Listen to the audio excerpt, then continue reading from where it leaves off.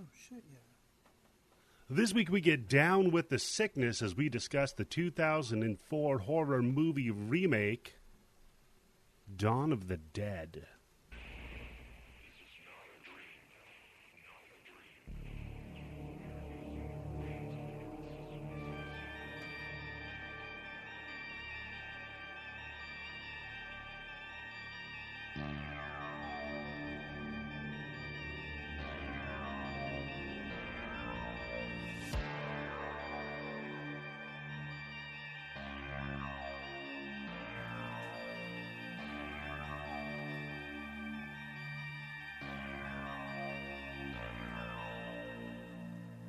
Hello and welcome to the Bloody Bits Horror Show. I am your host, Eddie, the Axe Jefferson, and joining me as always, when there's no more room in hell, he'll be walking the earth. It's Tim Yobo. What's up, everybody? This is... What year movie are we supposed to be watching this one on? 2004, Tim. Oh, boy. Okay. I watched the right one. I almost watched the wrong one. I almost watched the wrong one on purpose.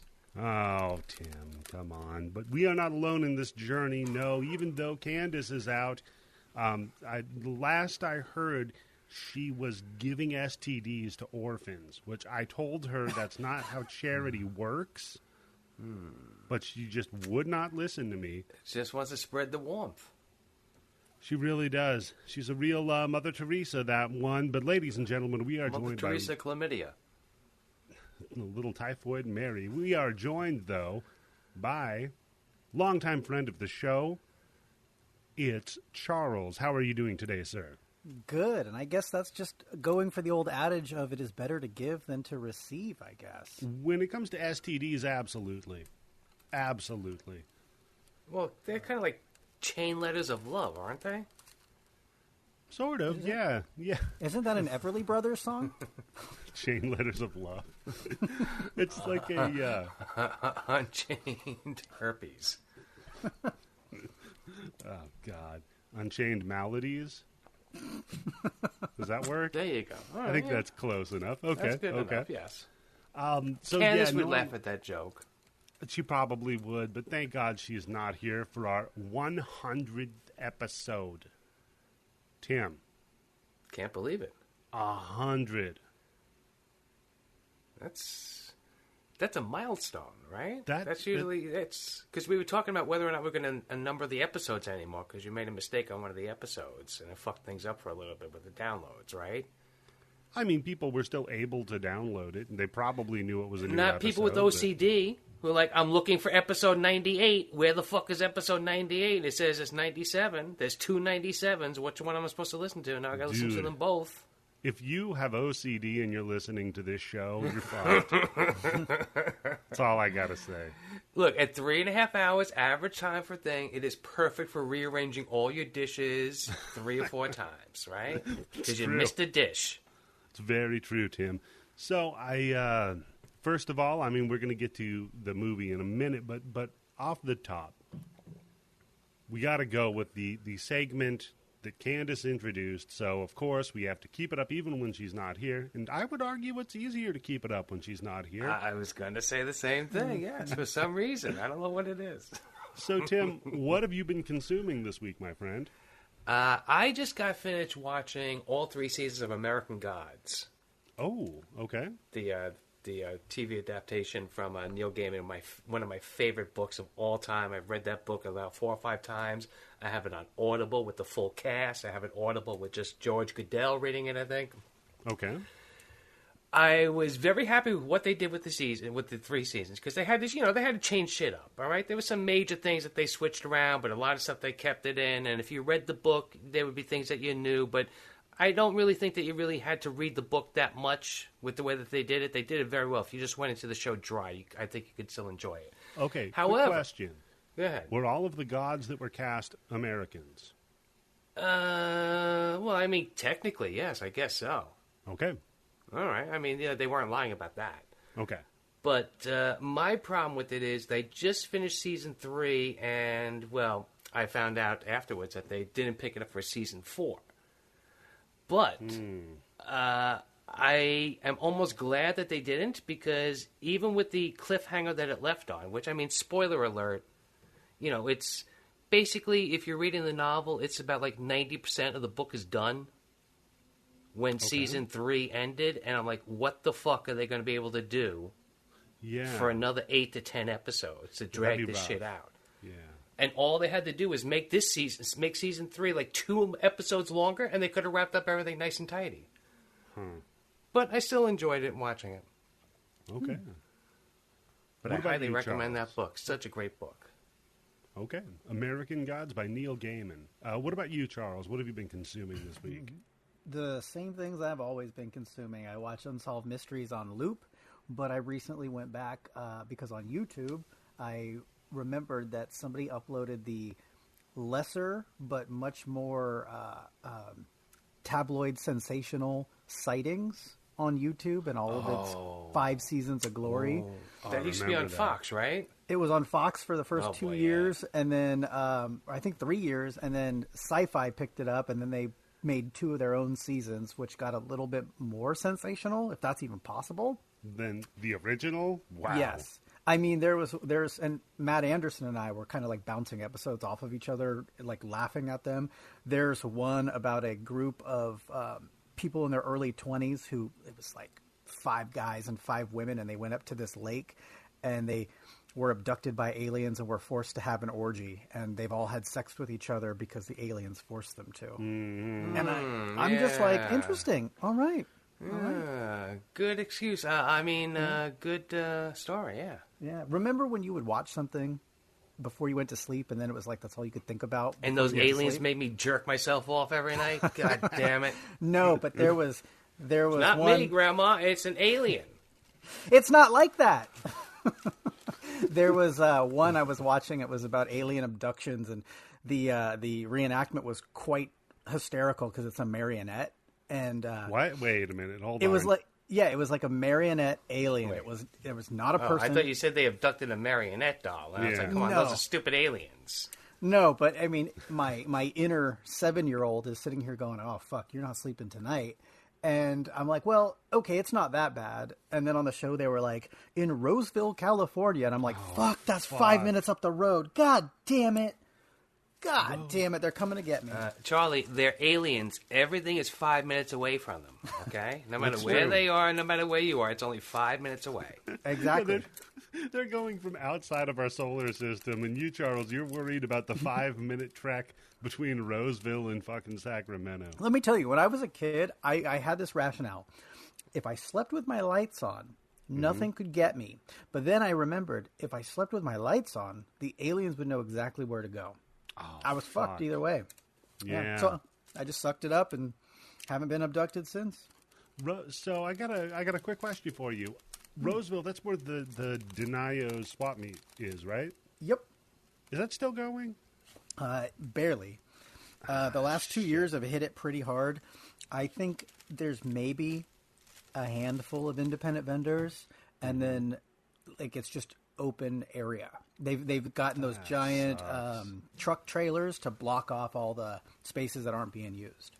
That sucks, man. My wife and I, when we first got together about 10 years ago, we would go down there probably every weekend, just hunting for retro gaming stuff. Then I probably definitely bumped into you guys because 10 years ago I was living in Sacramento and I would go a lot. It's a small world, sir. Yeah, there you go. We used to have to get there very early, though, because there was like 3 shops that were set up that were selling retro game shit. Mm-hmm. So we used to call them the Sharks, and they would go out and they'd pick shit up from all the yard sailors, which were the people that just popped up every, once, and then they were done. Mm-hmm. And so the Sharks would go out and they would pick up all of the things that were worth anything at the beginning of the day, and then bring it back to their booth and resell it marked up. Oh, yeah. Smart idea. Let the shit come to you. Last time I was there, I only saw one guy selling video games. And, I mean, everything was, like, wildly priced. Like, there's no way that a used copy of Seaman on Dreamcast is, like, $300. There's no fucking way. No. Can't you just download them from the internet? You mean, can. I know it might not be the same exact game, but, I mean, it's got to be, like, if you want to play Seaman so badly. The game is called Seaman. Okay. Because I don't want to play with Seaman, sir. But, no, you actually... Then you're at the wrong swap meet, Charlie. Yeah. You actually, one of the cool things about Dreamcast is, yes, you can download the games, actually burn them to a disc, and put them in the Dreamcast, and they'll work.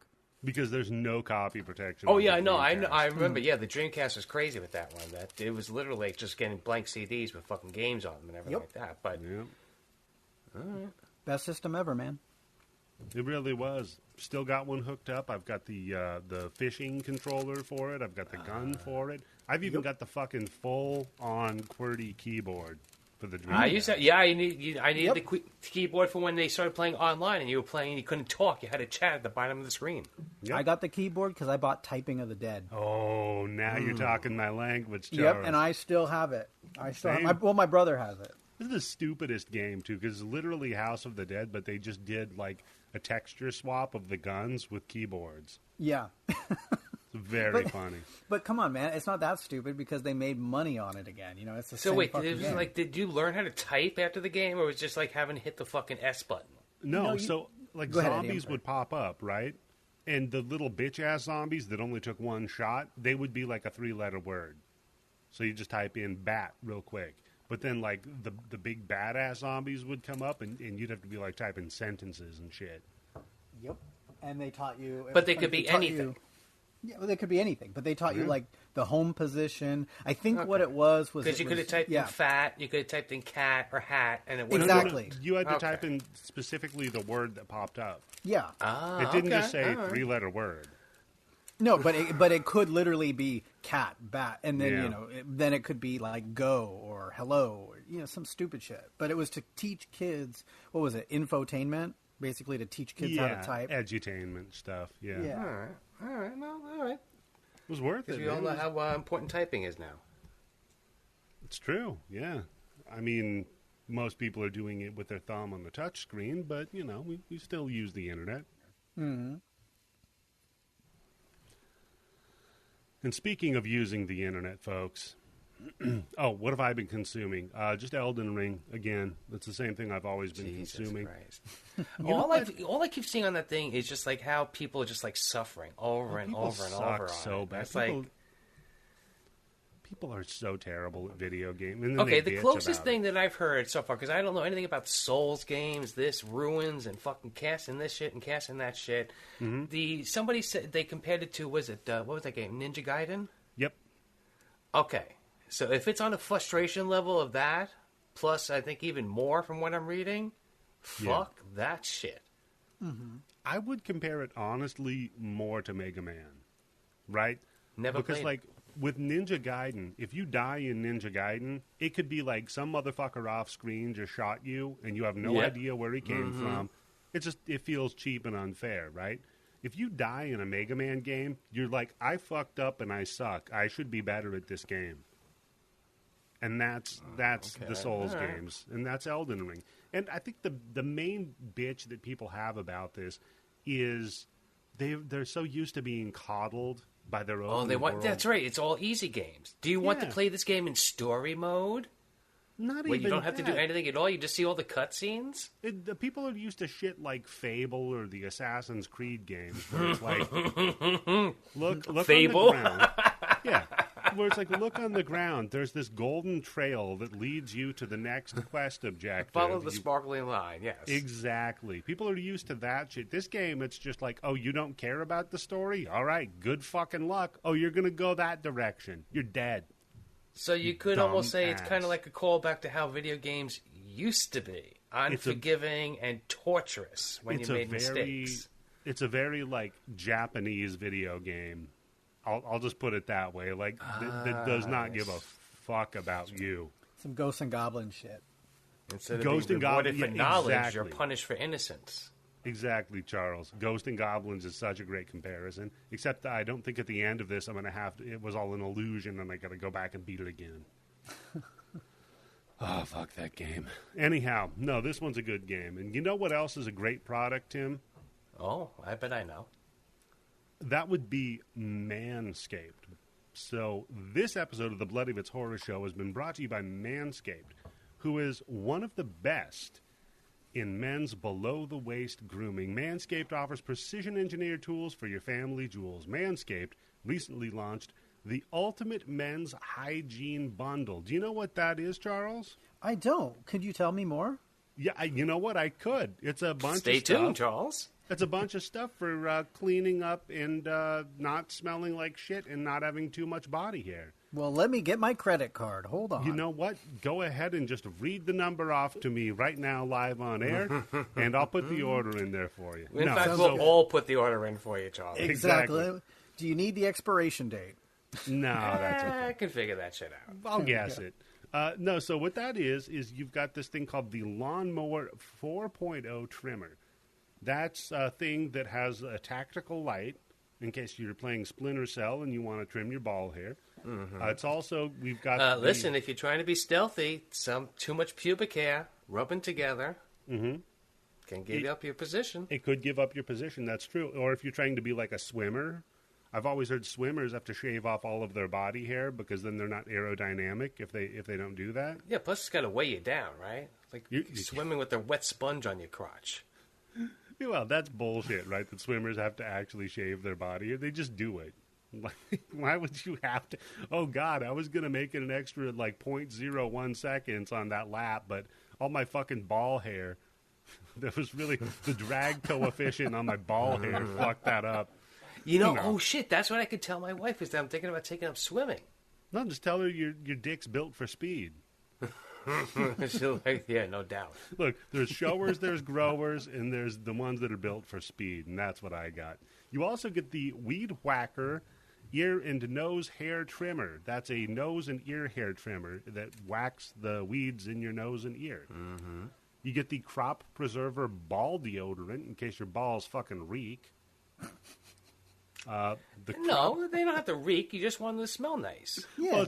Well, Look, if you go out and you tell a bunch of your friends that you put ball deodorant on, somebody's going to want to smell them, right? Just out of curiosity. That's true. At least. That's very true. But deodorant, right? Like if I say defrost, that's removing frost, right?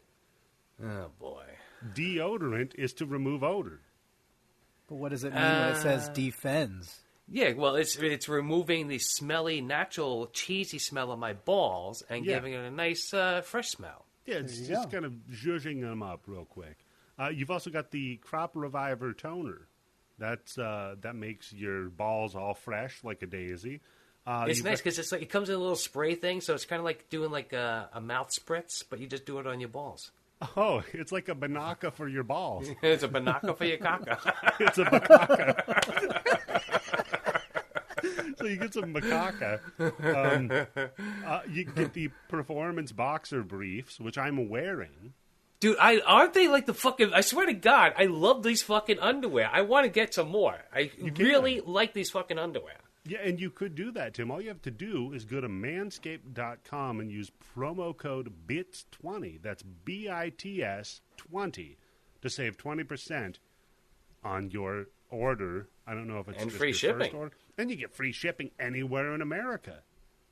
And America's and a it's big not one of place. these things where they take 3.5 fucking weeks or 4 months to send you the package because it's free shipping. You get it pretty quick. No, you get it real quickly. And in fact, guys, you're going to love this. I have a very special guest who's going to be joining me right now for this show to help with the promo. I teased it in the Discord, but this is a person who was literally the inspiration for me even starting the podcast. And let me get their microphone ready. Hold on. Check, check. I'm going to have to see if their mic's working. Hold on here. Can you guys hear that? We can hear it. We hear you tapping, yeah. Okay, great. Is that your balls? Yes. The special guest is my balls, Tim. No, the tapping sound was your balls. Oh, we are not worthy, sir. The special guest on this episode to help me with the promo is I've got a separate microphone here, and I am actually going to shave my balls live on air for everyone to hear exactly how well. Oh, no. See, I was right. It is your balls. It is my balls. So here, everybody listen. Wait, are you using the Manscaped newspaper so you don't get all those pubic Tim, hairs all I over? am. I've got the Manscaped newspaper right here on the floor. You can hear it. Okay. I was And I'm really going shocked to- when somebody pointed out on the Discord the other night that that's what the newspaper was for. I thought it was just a nice little, funny thing that they sent No, along. it's a little mat that you throw on the floor, so when you shave your balls, all you got to do is you rip the paper up. And then what I do, Tim, you're going to love this, because recycle, reduce, reuse. Is You I put it in the take cat litter box? No, Tim, I take the paper, I ball it up, get it? And then I use it to start my barbecue outside. You just ball it up, you put a little bit of the lighter fluid on it. I hope you shake the hairs off of it first. Huh? That's just getting burned up, Tim. It doesn't matter. So I'm laying down the paper right now. You can hear on my second microphone. Okay. So I've got the lawnmower right now, and I have not shaved my balls in about a month. So we're really going to get some real good coverage here. Charles, it's going to be hard for me to talk a lot here because I really got to focus. Because one thing that they tell you is to focus. Don't do this while you're doing a podcast. You probably shouldn't do this when you're doing a podcast. Oh, God. It was more of a suggestion than an actual rule of not so doing I'm going to to go ahead and... God, there's a lot of hair down there. Holy shit. Well, you can, especially with the light. You can really see it. No, that's not normal. Candice is listening at home right now, just saying, "I'm so She's glad so I'm jealous. sick today." Yeah, Hold on. no, she's so jealous that she's not I'm here put for my this balls live. on the microphone so you guys know I'm not lying. Here. there they are. Oh no! All right, no, hey Eddie, I got an idea. You got like one of those little breath covers over it, right? No. The microphone. No. Oh man, see, I was you gonna want say me to- drag your balls over it before so we can hear it. Oh, that's a So good it sounds idea. Let like me go Velcro. get that. I'll go get that. I'll And be then right when back, they're guys. smooth, So, Tim, explain Well, to the you'll know the viewers difference. why we're doing this. thank I'll be God right they're back. not viewers. Explain to them why, Eddie? Yeah, why are you doing it? Oh. Why am I doing it? I'm not doing it. I was good. I was thinking, once I heard Eddie shaved his nose hairs, I was thinking it was going to fall on me to shave my balls live on the show. But, Eddie goes above and beyond, or I guess below and beyond. It's going to be more appropriate. All right, so I got the little guard on there now. Now you're going to hear before. That guard is important, let me tell you, yeah. The guard is important. So you're going to hear before what my balls sound like on the microphone. 1 second. Okay, you hear that? That's like sandpaper. Yeah, it sounds like it's windy. If I close my eyes, I can see it.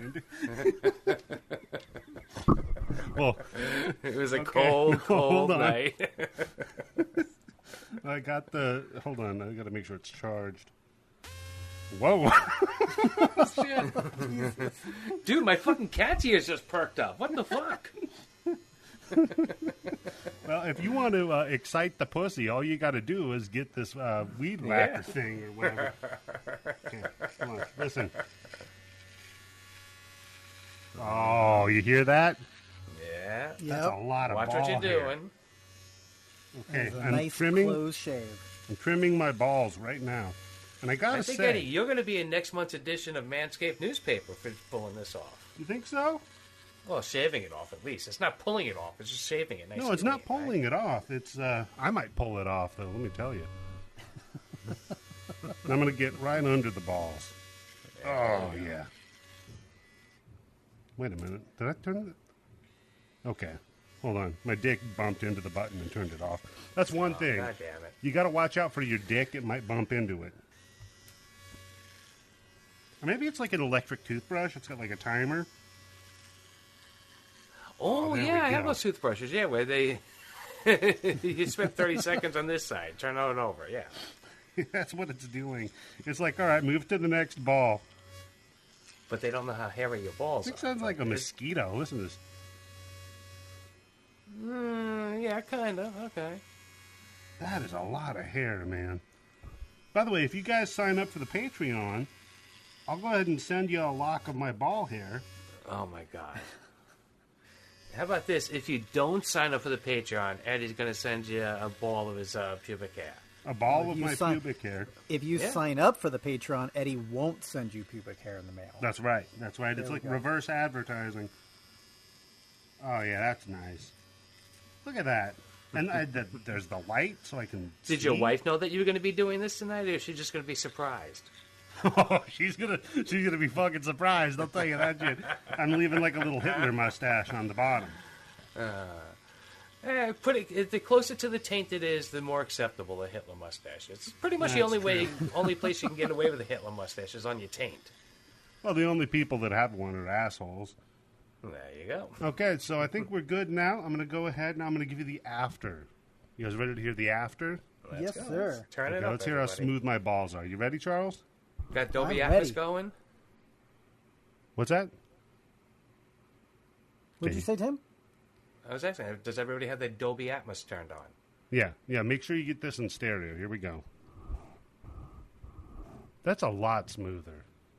Sounds smoother, I guess, but I mean, Yeah. to be honest with you, Eddie, I don't know about Charlie or the rest of the listening audience.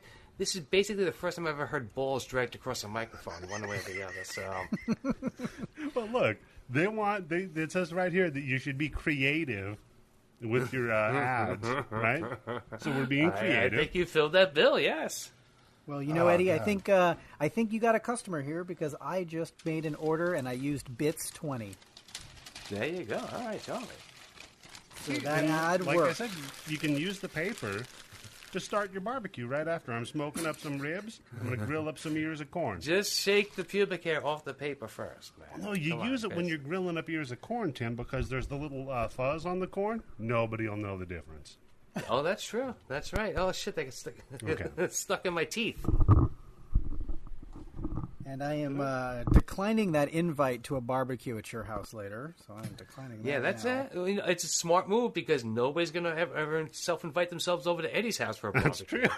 Because you just might be eating my ball here. All right, guys. So, yeah, manscaped.com, promo code BITS20 if you want to buy that razor I just shaved my balls with. So, we're talking Microphone not included. No. I'm going to burn the microphone in the fire. So, we're talking about the 2004 movie, Dawn of the Dead.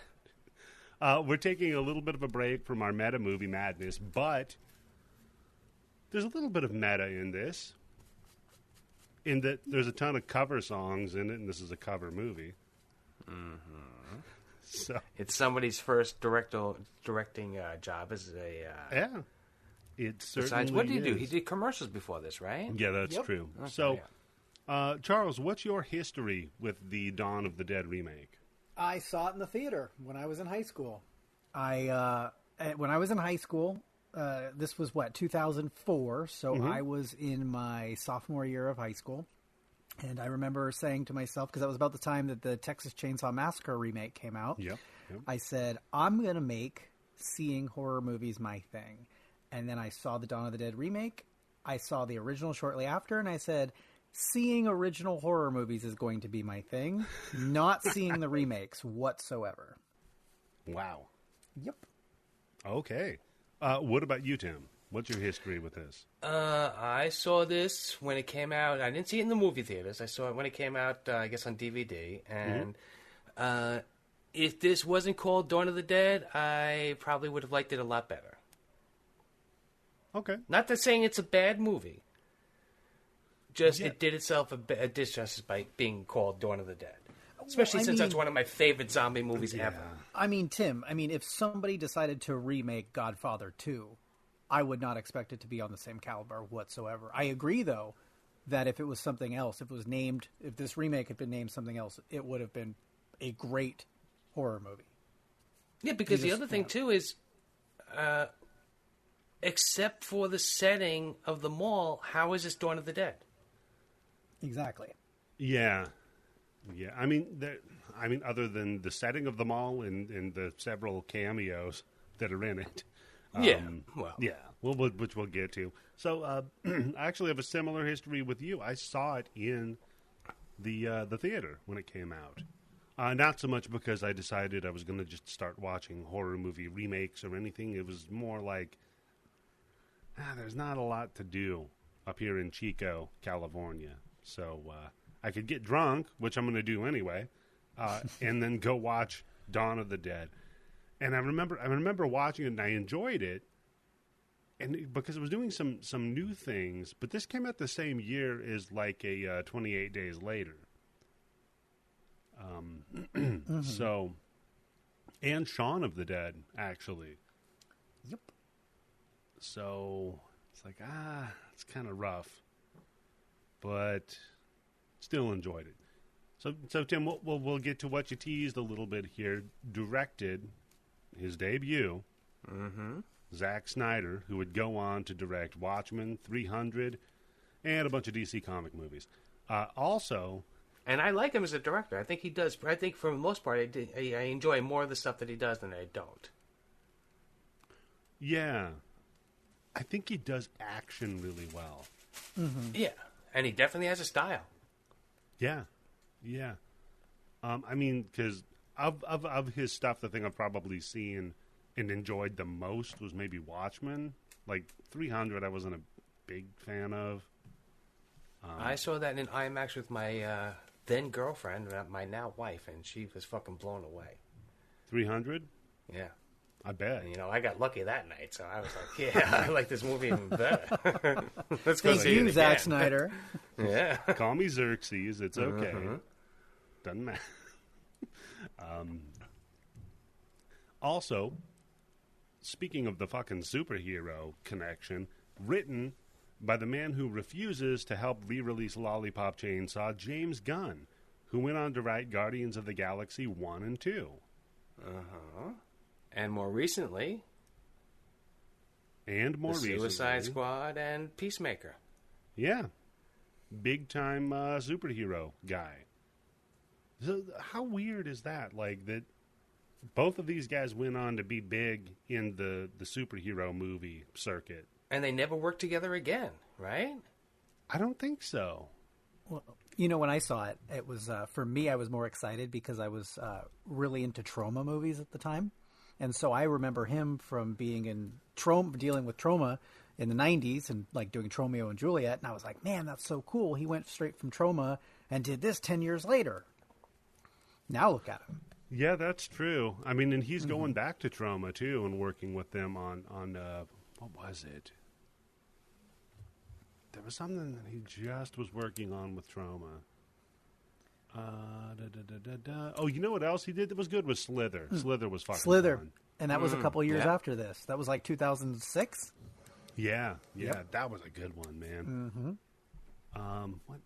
Yeah, he's got a Wile E. Coyote movie coming out. Tim, what do you think about that? What? Come on. It says right here, Wile E. Coyote 2023. I'm predicting it right now. That's going to be the end of his streak. It's going to have John That's his heat Cena. check movie. John Cena, Will Forte, and Lana Condor. Who's Lana? John Cena, Will Forte. John Cena So I is guess Will Forte is going to be the Roadrunner? No, I think John Cena's going to be the piano that lands on top of him. It's going to be the anvil. Yeah. Don't care. Still pissed off at him because Lollipop Chainsaw is not available on any current generation console. So he can just go fuck right off. I guess that was his game. So there's a game company called Grasshopper Manufacturing. They make the No More Heroes games. They made Killer is Dead, Killer 7. Really weird fucking games. They made a game called Lollipop Chainsaw, which James Gunn... I remember the game, yes. Yeah. James Gunn worked on that with Suda51 at Grasshopper Manufacturing. And, it's just the only game you can't fucking play anymore. Is it because of him? I don't know. I've been bothering him on Twitter. Like, every time I see a tweet by him, I'm just like, what? Is that why you're banned on Twitter? You can't get your website? No, I'm not banned on Twitter, Tim. It's the website is banned on Tinder. Twitter. Enough. Fuck them. The deep state's coming for you, Eddie. They are. They really fucking are. So this is starring Sarah Polley as Anna, who was previously in Cronenberg's Existenz, Tim. And wasn't she the little girl in that Friday the 13th episode that we did as a bonus? Was Yep. she? Yep. Yeah, with the haunted doll, yeah. That's right. And she's as good as an actress as she was then. Yeah, she was Mary. That was her name in The Inheritance. Yeah, she never got any better. And you know what, Tim? No credits after 2010. That's kind of sad. Wow. What was the last zombie movie? Because I know she did a bunch of zombie movies, right? No. Wasn't she? She had to be. I think she was in at least one other one. No. Wasn't she in like the remake of Night of the Living Dead or Day of the Dead? Let me look it up, Tim. No. Okay. I'm looking. She was in Night Heat, One Magic Christmas, Confidential, Screen 2, Tomorrow's a Killer, Hands of a Stranger, The Big Town, Blue Monkey, Friday the 13th, the series, The Adventures of Baron Munchausen, Ramona. Did you say Blue Monkey? Yeah, Blue Monkey. She was Ellen. Oh shit. Lantern Hill, Jonah's Gift to Christmas, The Hidden Room. This is Eddie Reed's Internet Movie Database, by the way. We'll go with cleanly shaven balls. With very cleanly shaven. See how fast you can read now with your balls shaved? Not just for swimming; it's for reading too. That's right. I'm in and out. She was just in a movie called Trigger. That was the newest one. Then Splice, Mr. Nobody, John Adams, the TV series, Slings and Arrows, the TV series, Beowulf and Grendel, The Secret Life of Words. No, Tim, she was in no other zombie movies. Okay, somebody else who looks like her, maybe. Yeah, just your average white Maybe woman. They all Polly look Sarah. alike. Up next, we've got Ving Rhames as Kenneth. Now, if you don't know Ving Rhames, there's a little movie that I need you to watch called Con Air. One of the best. That's the first movie everybody thinks about when they think about Ving Rhames. Yes. No. I mean, you've got Jacob's Ladder, you've got Pulp Fiction, like... You have a very good 2 episodes of Miami Vice that he did. Oh, yeah. Okay. You know what? Can I tell you something that's going to make you cry, Sir Charles? Tell me. Never seen a single episode of Miami Vice. Holy shit. I'm sorry. You need to go watch that. But, Yeah? Tim, you're going to appreciate this. I'm sorry, because I was doing some reading about Sarah Polley and I got distracted here. Okay. The horror convention is coming back to Sacramento, and Lisa Loring is going to be there. Do you want me to tell her anything? Is she? Lisa Loring. Who's that? I know that name. Yeah. Wednesday Addams? Oh! You would think that she got enough exposure. She wouldn't be showing up at these conventions. Wait, when's that convention? June 18th and 19th. In Sacramento? Yep, and Fred Williamson is going to be there too. Maybe if it was in Roseville, I'd go to it. No, this is over by the Yeah, no, that little university. Wednesday girl, she got a fucking crazy-ass story, her life. Yep, I Yeah, can check that out. she does. Fun times. She went from having Lurch as a butler to getting Jerry Butler. Yep. He's a real raw talent. Did things hit? But so back to the Miami Vice. Eddie, you're doing yourself a big disservice, man. You just got to watch seasons 1 through 3 and cut it off there. I know. But you know what? I mean, if you want to talk about like needle drops, If you that's want, the show that gave Zack Snyder the idea. if you want, Eddie, I can talk to somebody and see if we can get Miami Vice uploaded to the blood bank. Oh, really? You know somebody? I do, and let me tell you, it's the best money I've ever spent to be on the blood bank. I actually got rid of Netflix, and the money that I saved from Netflix every month, I signed up with the blood bank. Yeah, only $10 a month. We're not increasing our fucking prices. Netflix is a scam, yeah. And $10 a month gets you Blu-ray quality video and movies, not the $10 a month Netflix, and you can barely see because it's like 720p or whatever. Yeah, That's what I just recently quit Netflix, and I had the highest plan with the 4K Ultimate HD. UHD. Watch it on 5 different devices, all that shit. I canceled it, and they sent me an email with, come back. We saved your settings, and we saved your playlist. You can come back now for $9.99 a month. I'm thinking, oh, shit, look, after all these years I've been a customer, probably spent maybe $10,000 on the fucking service from back when they had the DVDs and everything. Yep, I remember. And, they just want me to come back. For at least a year, they're going to give me the half price, $9.99 a month. And then after that, they'll be like, all right, now it's got to go back up to the $21. No, it was going to be for fucking single device SD. Nope. Waste of Netflix. money. Get the fuck out of here. Tim, they want you back for PS2 era fucking movies. That really got me pissed off because I would have signed up for it if I was a dickhead and I do a little bit of my own research, not like vaccination research, just like Netflix research, which that's okay to do. Yeah. They would have gotten another $10 out of me. If only. If only, Tim. But they're fucking terrible. Yeah. That's why I'm saying sign up for the blood bank. Patreon.com/blood. It's only $10 a month with unlimited access to a bunch of shit. Yep. And if you ever leave the Patreon, we're not going to send you some bullshit email with, hey, you can join again just for $5.99.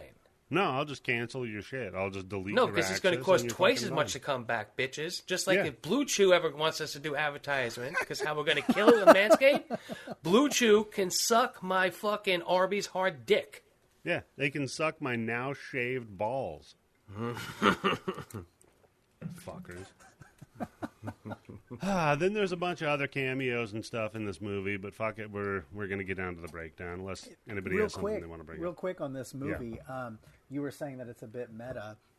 I don't know if you were going to bring it up, but most of the commercials that were shot in the movie were actually outtakes of commercials Zack Snyder had made that he still owned the footage of. They don't name it, but there's a Subaru commercial that he'd shot where like they're in the shower and you kind of see like the car on the TV, and he even said, that's what I was looking at, Charlie. Well, that's just I mean, Sarah Polley just doesn't do it for me, man. She's got some, I don't know. She's just plain. She's plain, man. Well, that's true. I'm looking how bad is it, man, when she's naked on TV and I'm going, hey, what's that Subaru commercial doing there? Look at that shit. Yeah, that car is built. I'll give you, speaking of meta, the movie we were going to cover and then Candice shit the bed was going to be Wes Craven's New Nightmare. Oh, yeah. For meta, right? Mm-hmm. You want to get really meta, that stars Heather Langenkamp. Mm-hmm. Heather Langenkamp owns the visual effects company that did all of the prosthetics and visual effects for this movie. Nice. Wait, what? Yeah. Yo, she's got some serious ass fucking money. Yeah.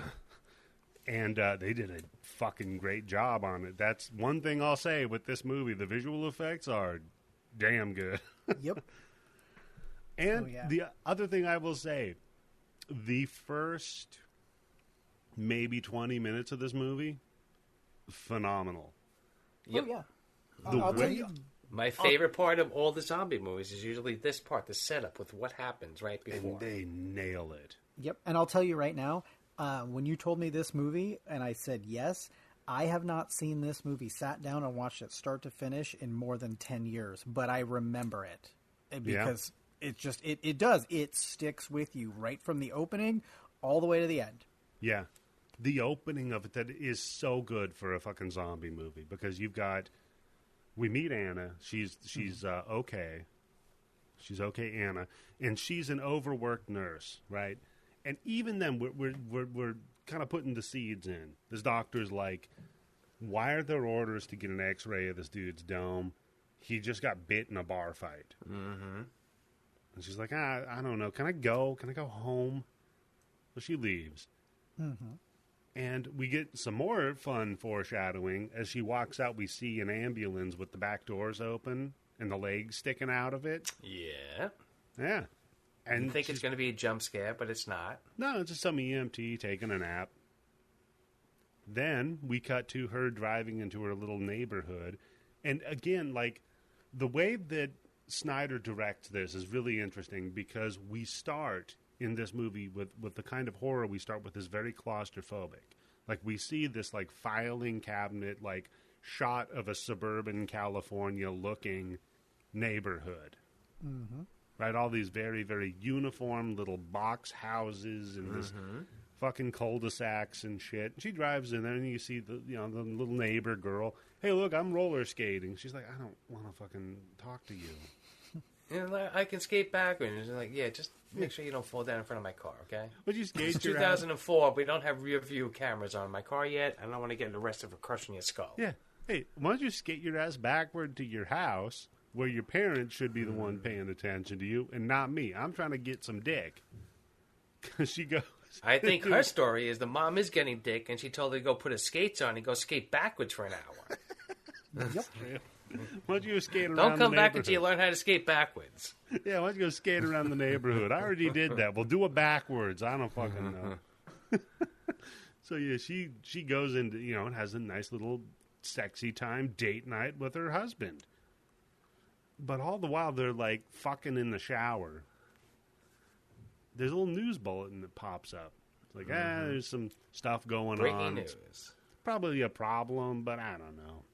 It's probably all right. They go, cuddle up in bed after they're done fucking, which is a real good sleep, by the way. And, I just shaved my balls, so I'm going to probably... So you're going to be sleeping good tonight, yeah. I'm gonna, Hopefully. No, I'm going to be all right. My wife probably Yeah, one way or won't. the other. That's right, yeah. One way or the other. I'll be sleeping just fine. And so they wake up because the fucking little bitch-ass neighbor girl... Okay, stop. Problem. Okay, Yes. go. Are they used to this little fucking girl just wandering into their house at all fucking times of the night? Because he wakes up, and I don't forget what the girl's name is, but he's not like, what the fuck are you doing here? Or like, what's wrong? He's like, Jenny? Like, how many times does this fucking kid just pop up into your house after you finish banging? I mean, it's suburb life, Tim. I doubt they even lock the door. I would lock the door. I know Especially you if I like to bang my wife in the shower and I like that nice bang sleep. I don't want no fucking kids coming into my house. That's just asking for trouble. Yeah, that's true. You do get put on a list. That is very true. Yeah, Jenny goes home. She tells her mom and dad, "Oh, guess what I saw?" Oh, Yeah. what? No, just hey, went in guess there. I was breaking and entering. Yeah. Hey, guess what? And now further question. Oh, she's a little klepto. Could She's be. a little voyeur. Oh, she's been in there watching over and over again, Tim. Oh my God. So, another question. So I guess we have to get to it, right? Because the little girl's a zombie. She jumps up on the dude, bites his neck, right? Yeah. Now, we're in the era of the rage zombie, the fast-moving rage zombie. Stark difference between the Romero with the slow, shambling zombie. So, Tim, because, we're kind of doing this in honor of you bringing on for your first movie for this show, Dawn of the Dead. I got to ask, sir, slow zombie or fast zombie? Slow zombie. This is for me watching this movie. This was the first strike against the movie because I don't really like fast zombies. But there is 28 days because they're not really zombies, right? Because that's like just a rage disease. Mm-hmm. But I just like the slow plotting. Like, look, even if you get past these 500 zombies, guess what? There's 5 million more just waiting for you. So no matter what, it's just a matter of time before you're going to get it. No matter what, it's a matter of time before you run out of breath. You could walk away from zombies, but you can only walk for so long. But I was thinking today while I was watching this, I was like, it is very apropos that this is my first episode ever on your show. Mm-hmm. Was Dawn of the Dead. Our show. Well, that was your show. Then mine, now ours. Yeah. And then now on this one, and could you have a more apropos metaphor with how nice and quiet, reserved, and thoughtful I was on that Dawn of the Dead thing? Yeah. And now here I am just raging my way through podcast shows. Now we've got Tim Yobo, the Snyder cut. So, Charles, what about you? Slow plotting. Slow all day. All day. Really? A running zombie is not a zombie. Yeah. So and think about it this way. What's scarier? The fact that something that is slow and lumbering can take over the world, or something that just ran up, bit you, and then you're dead before you even know it?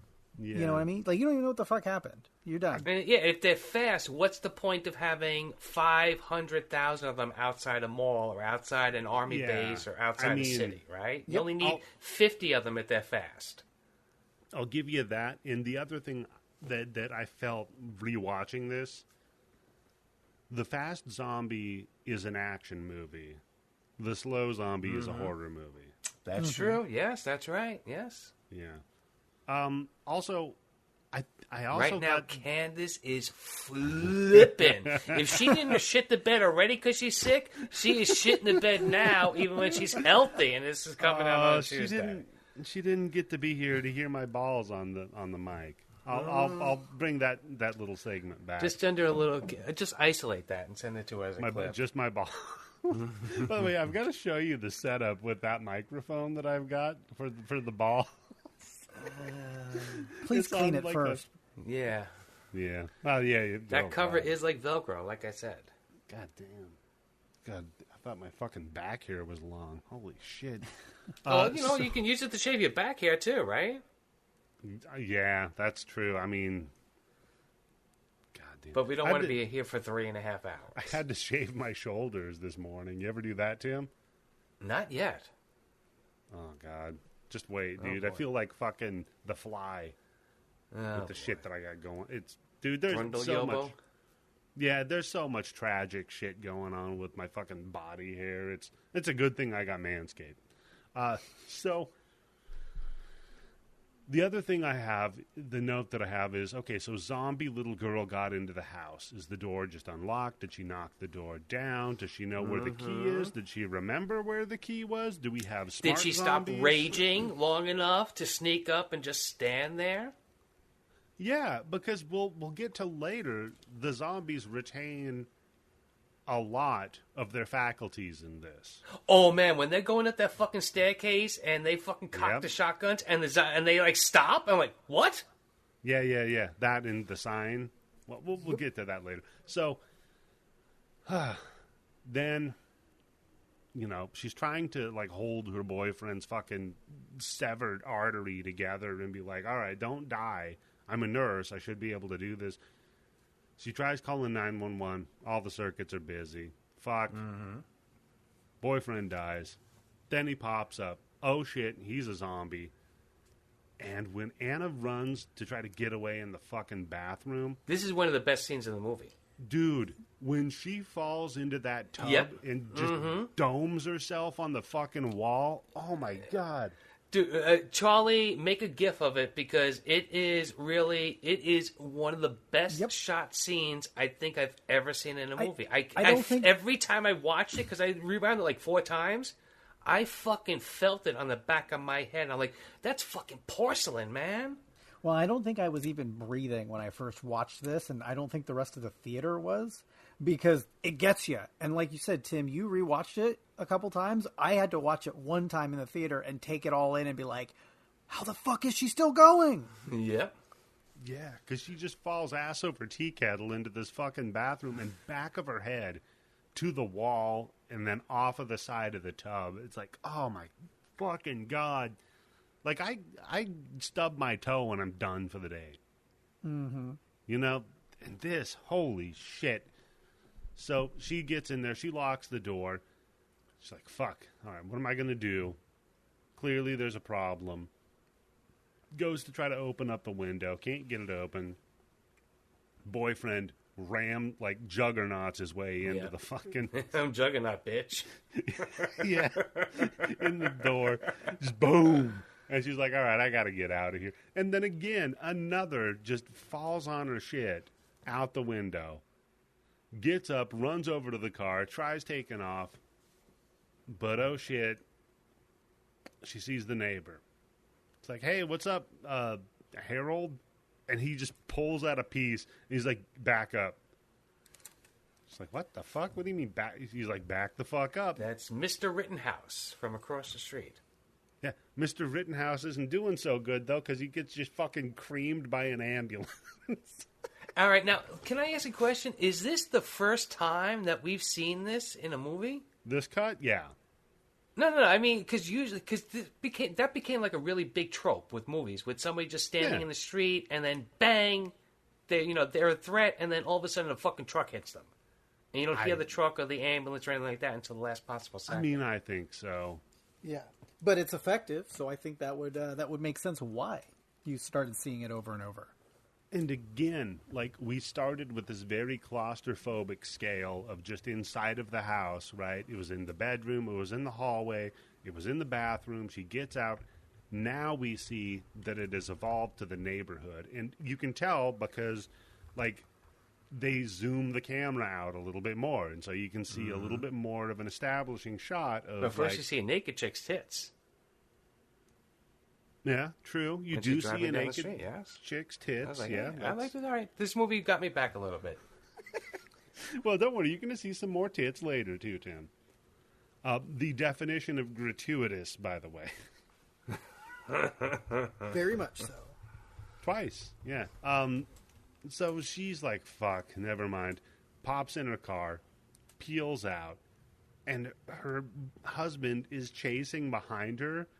And I love that he chases behind the car, and he's like, well, this is taking too long. Sees another broad just on the side of the street, fucking 90-degree angle, just turns, zip, and then dives on her. And you're like, fuck, this is not good. And you know how I could tell we were in trouble, Tim? Car upside down on fire. That is an international sign for trouble, right? Shit's gone to hell. When you see an upside-down car on fire. That's when you know everything has stopped working. There's no police. There's no fire There's no department. tow truck. Just nothing. scanning the fucking police scanners to try to pick you up and pick up your car and charge you $1,800 fucking dollars a mile. Yeah. Especially during a zombie apocalypse. Oh my God, the rates for that. Yeah. It's like the surge pricing of Uber drivers at last call, where they're like, usually it's $17 to get you home, but tonight it's $40. Yeah, well, look, they might be throwing up in the back of your car, right? That's true. Asshole tax. Could be fucking in the back of your car too, right? So Maybe either way, you're cleaning up a lot more fluids on a Friday night after 1 o'clock than you are on a Tuesday at 1 o'clock. That let you watch though, Tim? Well, I mean, yeah, Taxi Cab Confessions, Part 2. Uber Confessions. Oh my God, there's a show right there, right? Uber Confessions. Yep, write it down, Tim. Uber okay. Confessions. Then some dude tries to carjack her ass. She peels out, and off the road, head-on collision with a tree. Thunk. Out. This is when we get the credits, finally, the opening credits. And, okay, again, here I have written down, this is his first needle drop. Yeah. And it will not be his last needle drop. No. Now, I'm going to take him to task on the soundtrack for this movie often. This, though, I'm okay with. Oh, the Johnny Cash song, Man Yeah. Comes Around? You can't be bad. You can't be upset with that song. Johnny but- Cash, when the man comes around and you're just watching this montage of fucking destruction. Mm-hmm. Oh, so good. It's so effective, and it's one of those moments where in this movie you just realize how quickly everything went from being hunky-dory to just shit hit the fan. There's no recovering from it. And, yeah, that's it. It's done. Yeah, that trucker's convoy couldn't stop the zombies, but, they tried. Well, I mean, maybe they could, Tim. 3 trucks side by side going right down the road. Man, no zombie could fight that. And again, it's almost like a video game perspective, right? So imagine you're in the house, so you've got the little mini map of the house, right?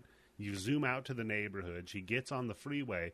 You zoom out to that, and we've just now zoomed out over top of all of that, and we've seen, oh yeah, everything's fucked. Like, this is just a huge problem. This is probably an international problem.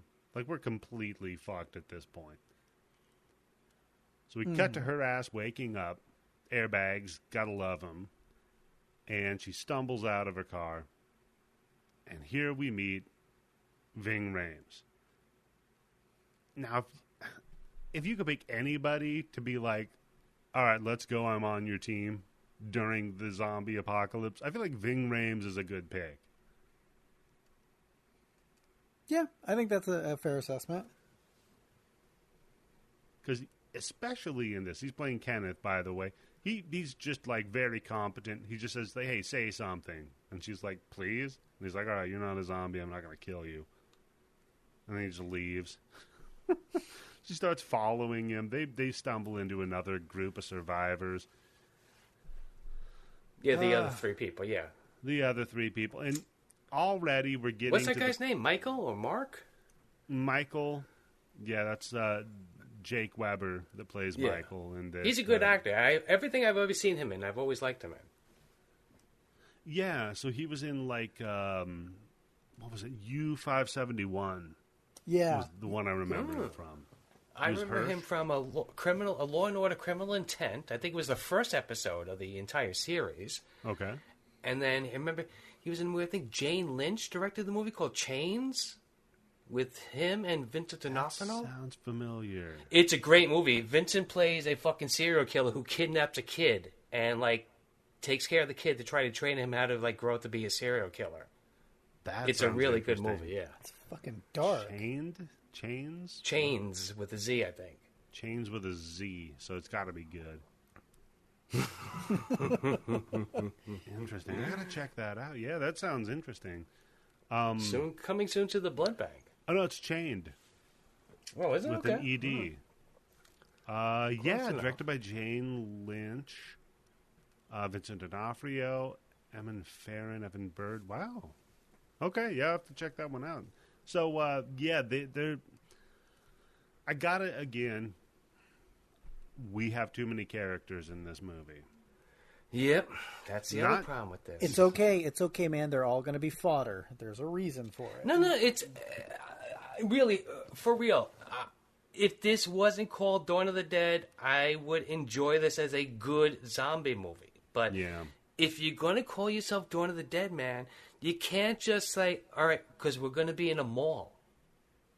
I mean, the mall is such a good setting, though. So yeah. But they don't even take advantage of it like how they do in Dawn of the Dead, the original. Okay. So, we're right there. So they're talking about like, okay, we should go down to this military base, and the guy's like, yeah, you could try to get down there, but that whole path is fucked. Like there used to be 8 of us. That's where we just came from. There used to be 8. Now there's only 3. So now we're going to go to the mall. They walk over the little hill, and then you see the mall.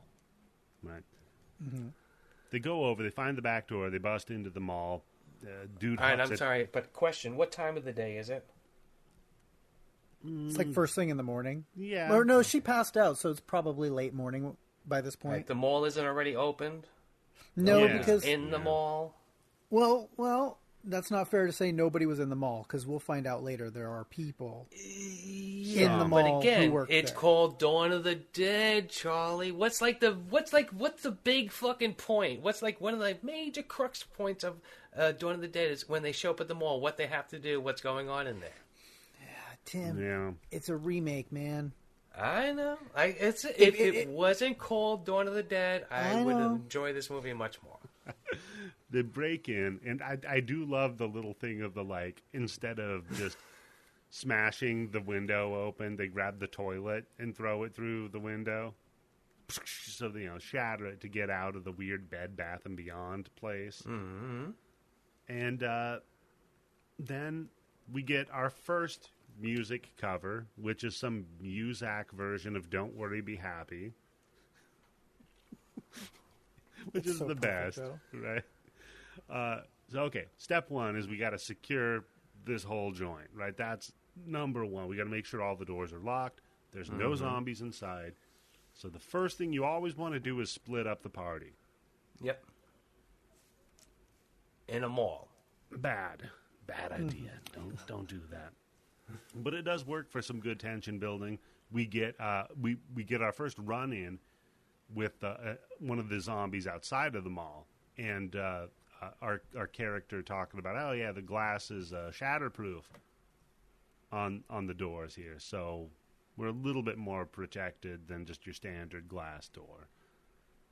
And that zombie that like smears his face and his weird bloody shitty body into the door fucking looks great. Yeah, he's a pervert before he got zombified, right? Oh, yeah. This dude's showing people his dick without permission. Yep. Mm-hmm. 100%. And did we get to the point yet where he drops a crowbar for the crochet mallet? Or not yet? The crochet mallet. Yeah, a lot of people do a lot of crocheting with mallets now. Croquet mallet. All right, fuck. Yeah, that's where we're getting to.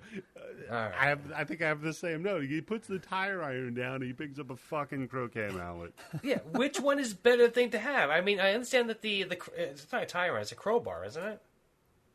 Oh, yeah. It's a pry bar crowbar. Yeah.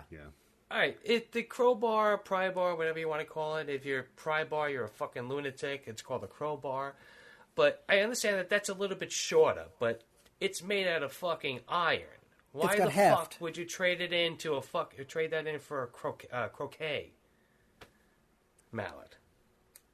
I think it's that false sense of, well, I don't want to say false sense. I mean, think of what he just went through to get there, and you're not maybe thinking right anyway, and you see a mallet, and you're going to say, oh, that's got, a hammerhead or whatever. Or maybe it's just the intentional, maybe this looks better than what I have. I played enough Dead Rising to know. Yep. Don't take, especially because the weapon's going to have some fucking wear and tear on it. After a while, it's going to break, even though it's a fucking tire iron made out of fucking metal.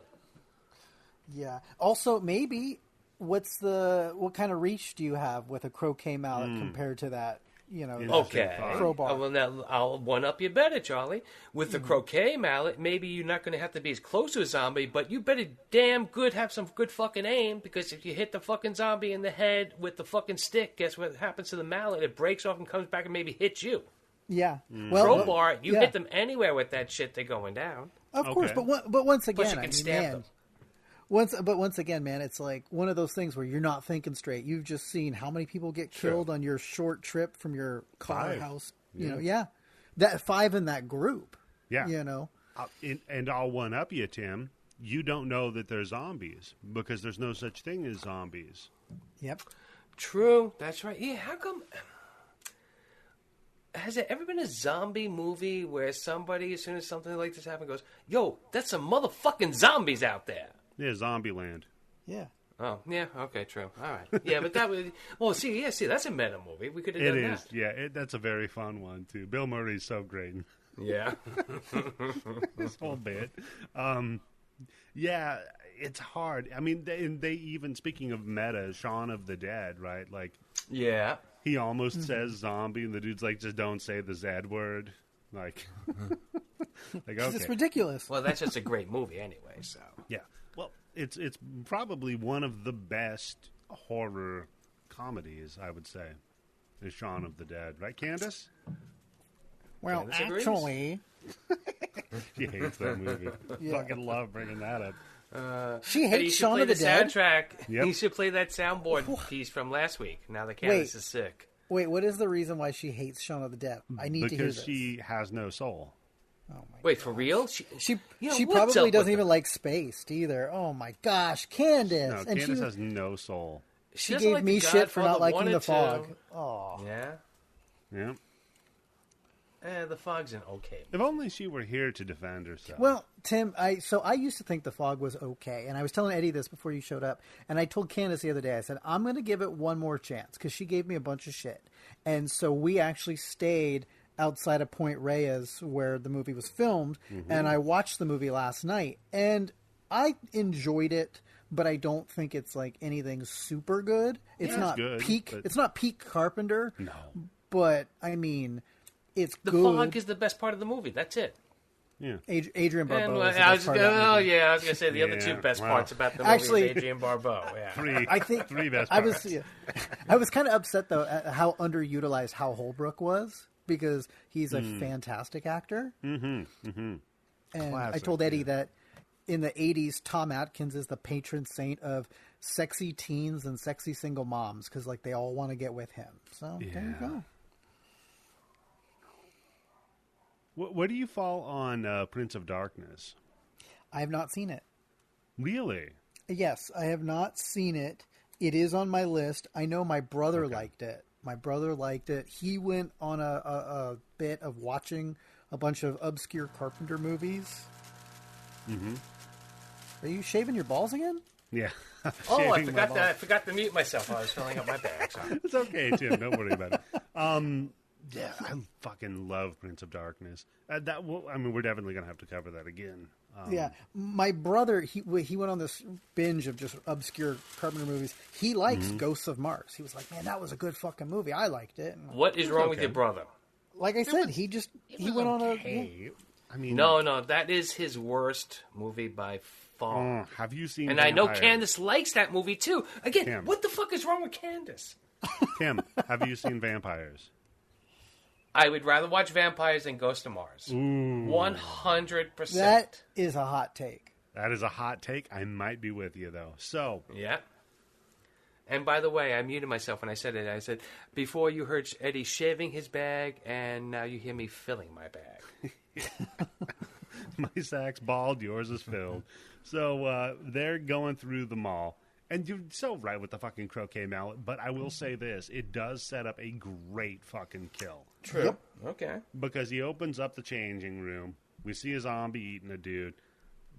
Domes him with the croquet mallet. It doesn't do shit. And then the little stake that remains, though, up through, under the jaw, through out the top of the head. And Beautiful. is there an unrated cut of this movie? Yes. Yeah. Yes, there Okay, is. because I was going to say, because the one that I saw, Yeah. he does that to him, and no blood really comes out of the zombie's face. And then the next scene, when you see him coming back to the group, He's covered in his blood. shirt is soaked in blood. Did you Yeah. watch it on the blood bank? I don't think so. Tim, the director's cut's on the blood bank. Yeah. Tim. See, that's what I get for being a full stupid idiot and not watching it Titty on the blood balls, bank. yep, everything. Everything. Wait, there were more tits in the director's Yeah. cut? Yes, there is. Oh, man. 'Cause, There's yo, when extra that tits. blonde chick, when I see that blonde chick's tits, I'm like, Yeah. who the fuck is she? I haven't seen her before in this movie yet. And I was like, So- I don't care. It's okay. Okay, so I know I've talked about this before on I think here once, and then I think maybe on Grind Bin. When I saw this movie in the theaters, in the very beginning, they show a woman getting attacked in the back of a bus, and my memory is very clear of this that tits are she was naked, Yeah. and it looked like she was being raped. Was it the bang bus? No. Oh, God. Hey, look, you know, Too the soon, zombies too soon, hit. Tim. There's going to be Too porn soon. movies that are being filmed when it happens. So Well, I'll go on that one on a second tangent. But when I got the DVD, because I bought the DVD when it came out, and I remember watching the movie, and she's clothed in the back of the bus. And I remember a couple of years ago, I was like, well, that's kind of weird. But a couple of years ago, I'd found it was a Reddit thread where there were people talking about very clearly saying this movie had a woman being raped in the back of a bus. I remember seeing it, and all these people were adamant that they had seen it. wait, and how did it go from she was naked in the back of a bus to she's being raped in the back? I don't know. It's Reddit. exactly. Tim, why was she in the back of the bus naked? You're raping exactly. her. Yeah. Don't you There know? have been lots Tim? of reasons. Maybe she was wearing a sundress and she was running away from the zombies, and the zombies grabbed the dress, and to save her life, she had to unbutton the front buttons and walk out of the dress. Could be. Tim, next time you get on the bus in New York, look at the top step. You will see it's by law. They have to put it in there. After this step, it's consensual. So whatever happens is Yep. totally fine. Abandon all consent, ye who enters. Exactly. Oh, that was the bang bus, all right. Oh, God. So, yeah. Can we put that in the blood bank? What? The bang Just bus? the classics of the bang bus. The classics. No, Tim, I'm not putting You know, porn. actually, Eddie, if you ever do decide to put porn, there was a company like 6 years ago. No, You want to get some Patreon members, Charlie? listen. Let's go. There was a company like 6 years ago. They actually did hardcore pornography, but they also did really high-end horror movie parodies. But they weren't parodies; like they were straight-up horror films with hardcore sex in it. Like they actually did a Halloween. So movie. it's like Scary Movie, but Marlon Wayne's fucks? No, not at I all. said Wallen. Not at all. No, they actually No. did a Halloween, a Friday the 13th, and I think Yeah. they did a Freddy movie before they got shut down no, Tim, with so it's- real porn stars. Yeah, so more like Phantasm, but the tall guy fucks. Oh, Freddy got fingered. Freddy fingered. Oh, you know there had to be a thing where he had a fucking glove with like 5 little fucking dildos on it, right? That was the 80s parody. Yes, it was. What was it? It was like Fred, or no, that was the That was Edward Penis Hands. Edward Penis Hands. That's Yep. what it was. I never got the point. Why would you want to rent a porn parody of a movie? I want to jerk off. I don't need to be fucking laughing. Well, and I'm not going to be laughing anyway because they're not good actors. But you know Tim, who's it's a hard good and actor? soft, but you get to laugh when you're soft. You know who's a good actor, Tim, is the woman who plays the lead in the Twilight porno parody. She can act better than Kristen Stewart any day of the week. That is not saying much. Yeah, come on. Yeah. If their bodies even react to each other, that's more acting. Oh man, please, Charlie, tell me that the vampire cocks sparkle. Oh God! It just glitter, dick. It's a disco stick. Well, because I don't give a shit about my Google search history, let's take a quick look here. While you're going for that, Charlie, we'll get back to doing the podcast. Yeah, they dome another fucking zombie in the fountain. They try to retreat upstairs, and this is where the mall security stops them. Keep in mind, Ving Rhames' character, Kenneth, is a cop, but CJ, the leader of the mall security, is like, look, cops don't matter. Like, not anymore. Yeah, fuck that shit. There's 3 of us with guns pointed at them. Which I've never seen a mall security guard with a real gun. Yeah. Well, you know what? To be fair, to point out the first Dawn of the Dead, I've never seen a gun store in a mall. But who am I? Are you Eddie? Come on. I think that's because for most of your life you lived in liberal California. No. I'm sure there's some mall in America. Most that has of my gun life, stores. Tim, most of my life, I lived in KKK, Washington.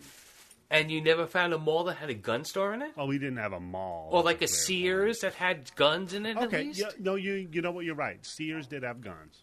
Yeah, because that's the point. That's the also thing that kind of got me with this movie too. Is like at one point they're counting their bullets, and I'm like, you're in a fucking mall. At some store has to have at least fucking bullets. Maybe you're not going to have guns. 2004. No, not at all. No way. Sears, someplace like that, I think. No, 2004. No, not in the mall. So the only firearm I actually have was it was a Sears brand firearm sold in the 60s. So at least we know pre-1980s you could get a firearm in a mall. Wait, like, Sears no made their own guns? Mm-hmm. It was licensed from Marlin, and it was sold under what's his name? Ted Williams, the baseball player. And his name is slapped on it, but you could buy it at like that Sears. Rules. Yeah. Can you imagine that? Now you had like a fucking Kobe Bryant handgun. You get the John Travolta gun and just call it the Saturday Night Fever. Oh, you know what? You know who could do an endorsement for a gun is Alec Baldwin. He could have his own gun. And call it Rust. Anyhow, talk about going from I'm really sad that 2 people died to I'm going to cover my fucking ass so I don't get sued as much as I possibly can. But I'm also going to make sure that I'm going to give enough ammunition to the other lawyers to make sure that I lose as much money as I possibly can. Yeah, that dude. I just remember the voicemail of him calling his little daughter like a fat little piggy. Calling her a fat pig. Yeah. Remember that guy sucks. Just so you know, like. He might have made fun of Trump, but he still sucks. Okay, wait.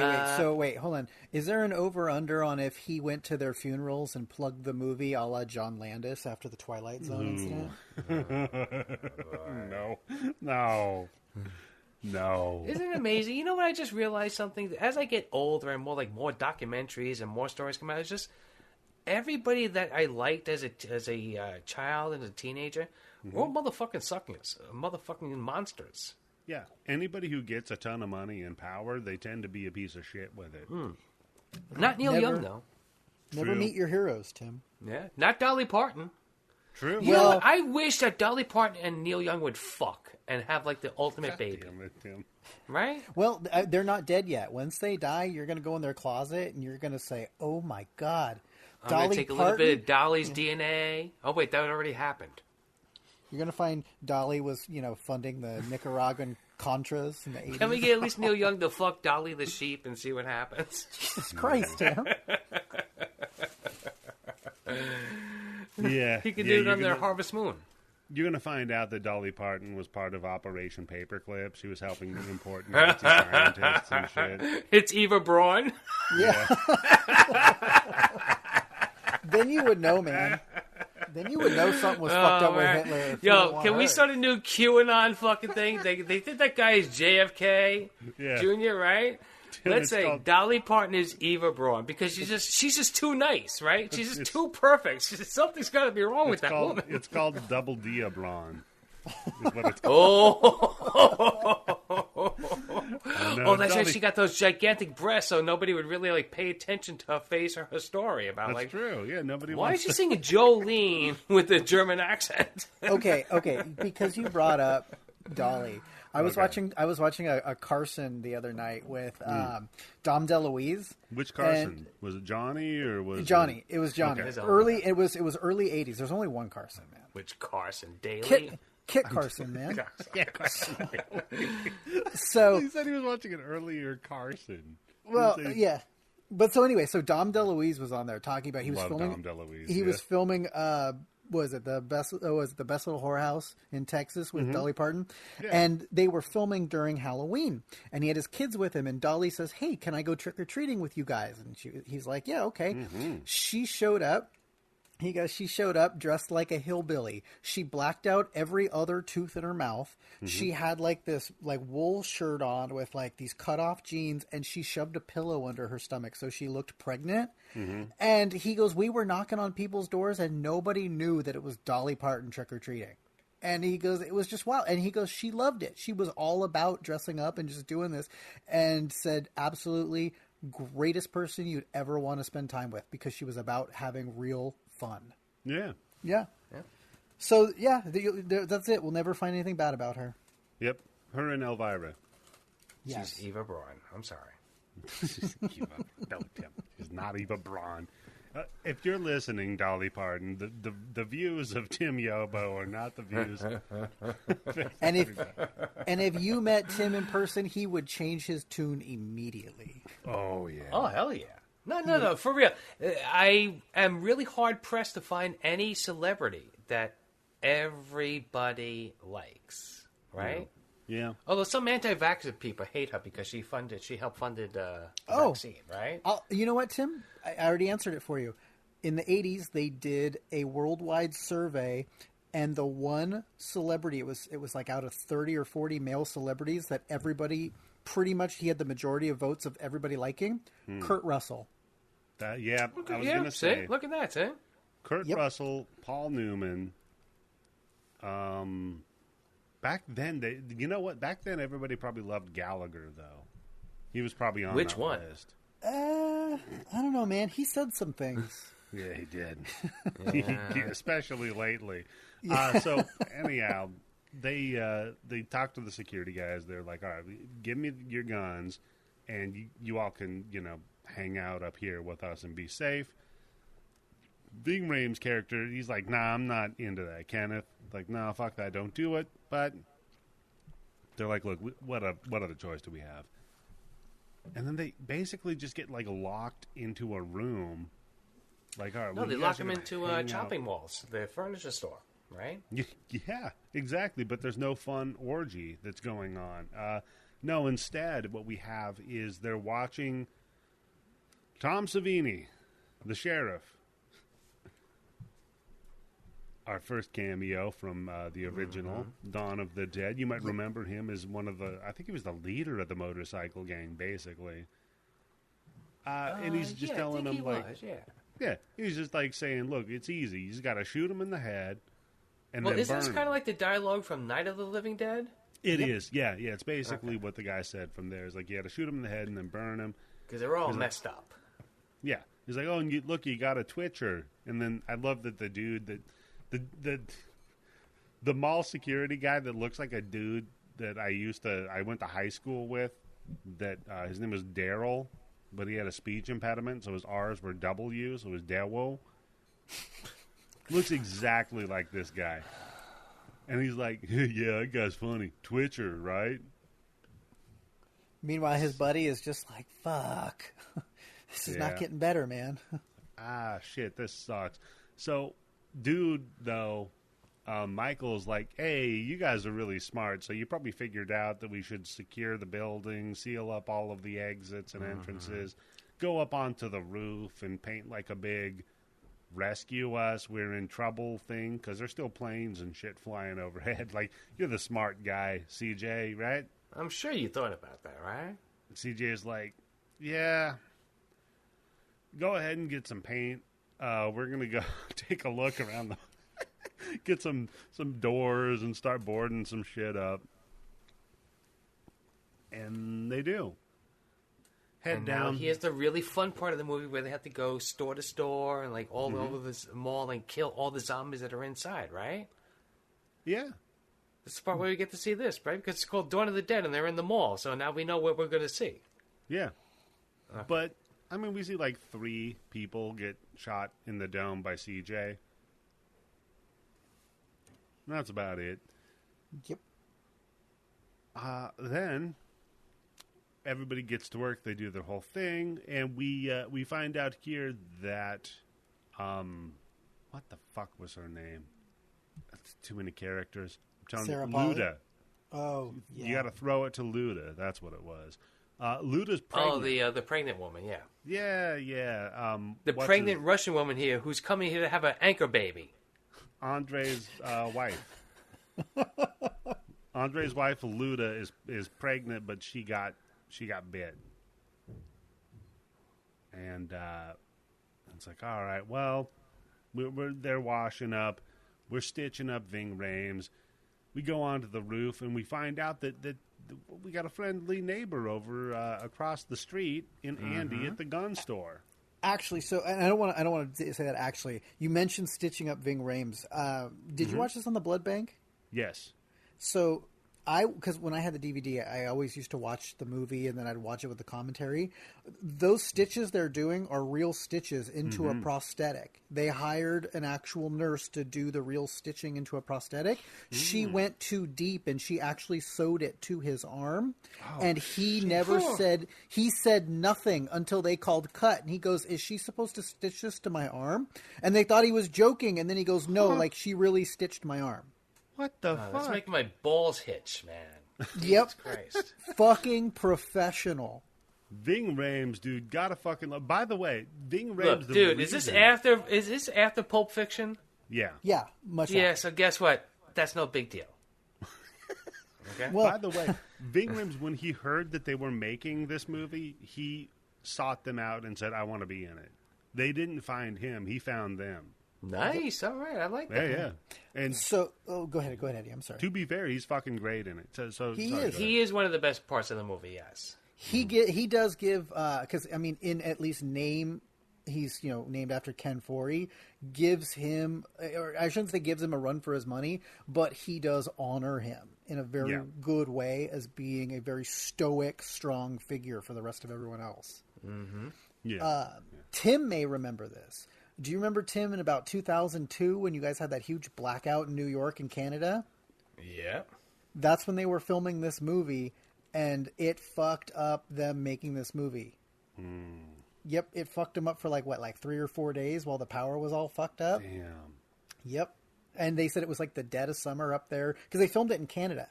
And they said it was hot and humid that entire fucking time and there was nowhere to cool down. That sucks. Yeah, so you're covered in fake blood and you can't even cool down.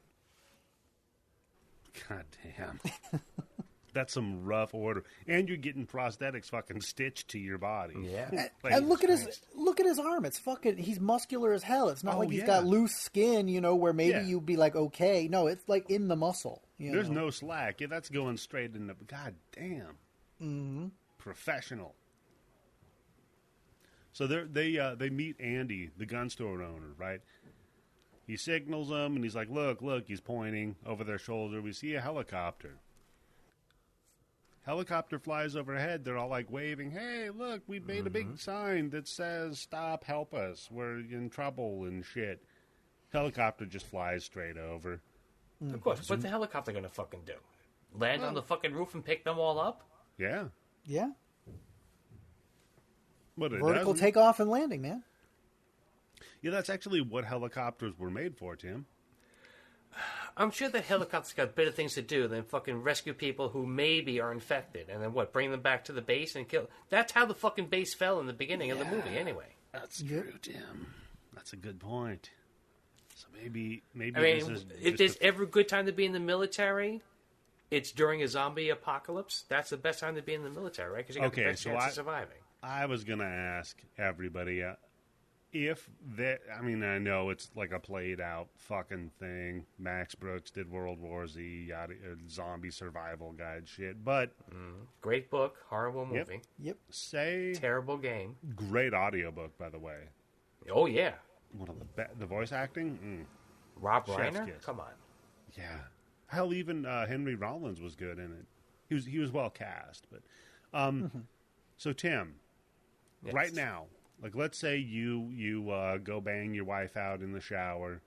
You wake up tomorrow morning. It is Sunday night, yes. Yep. You wake up tomorrow morning. There's some little girl in your apartment, jumps on your wife, bites her throat out. Right. You fall in the tub. You get up. At my age, if I fall in the tub, I'm not getting up. But all right, I'll play along with it. Go You ahead. fall on the bed, let's say. Okay. You get That's up. good. Maybe I got a chance of getting up from that. You get up. You run out of your building. You see the bedlam. I know you don't have a car. Probably don't know how to drive. But either way, you get out. You wake up. Zombie apocalypse. Where are you going?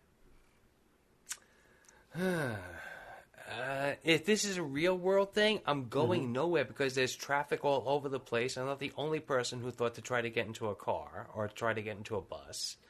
But yeah, I mean, where do you go? You're fucked. Yeah. I could see you though being like They're not letting me in the military base, yeah, right? The church doors, I guarantee you, Joel Osteen is not opening up his fucking mega church doors for fucking zombie apocalypse, right? No.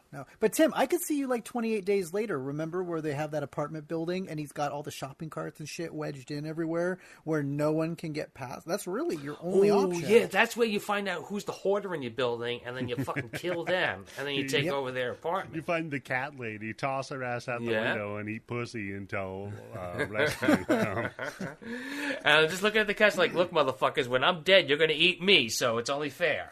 It's you or me. Okay, what about you, Charles?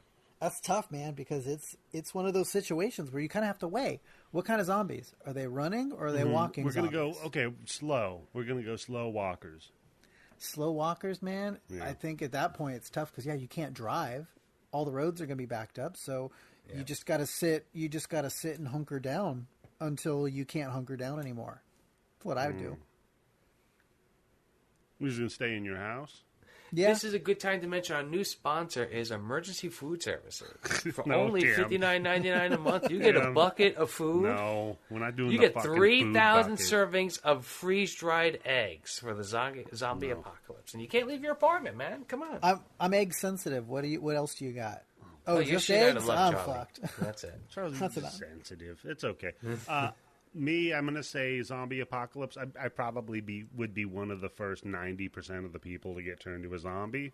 So I'd just be like walking around biting people. Yeah. Yeah, true. Yeah, because for real, I mean, how many people have a setup where they could survive for longer than maybe Nobody. 4 days in your fucking apartment? right? No, Eddie, bullshit. Your wife would go, Eddie, you shot the zombie Flanders. You'd be like, he was a zombie? No, that's true. I would be looking for an excuse to shoot the neighbor. One of our neighbors is this broad that fucking keeps sweeping up in front of our house. And I don't care because I'm just renting here, but she does because she owns her house. I'd just fucking dome her day one. Boom. Oh, she was a zombie, dude. I don't know. She tried to bite So the wait, she's kids. sweeping up in front of your house? Yeah. She's like doing what you're supposed to be doing? Yeah. Fuck it, let her do that shit. Bitch. No, that's what I tell my wife. I'm like, I don't care.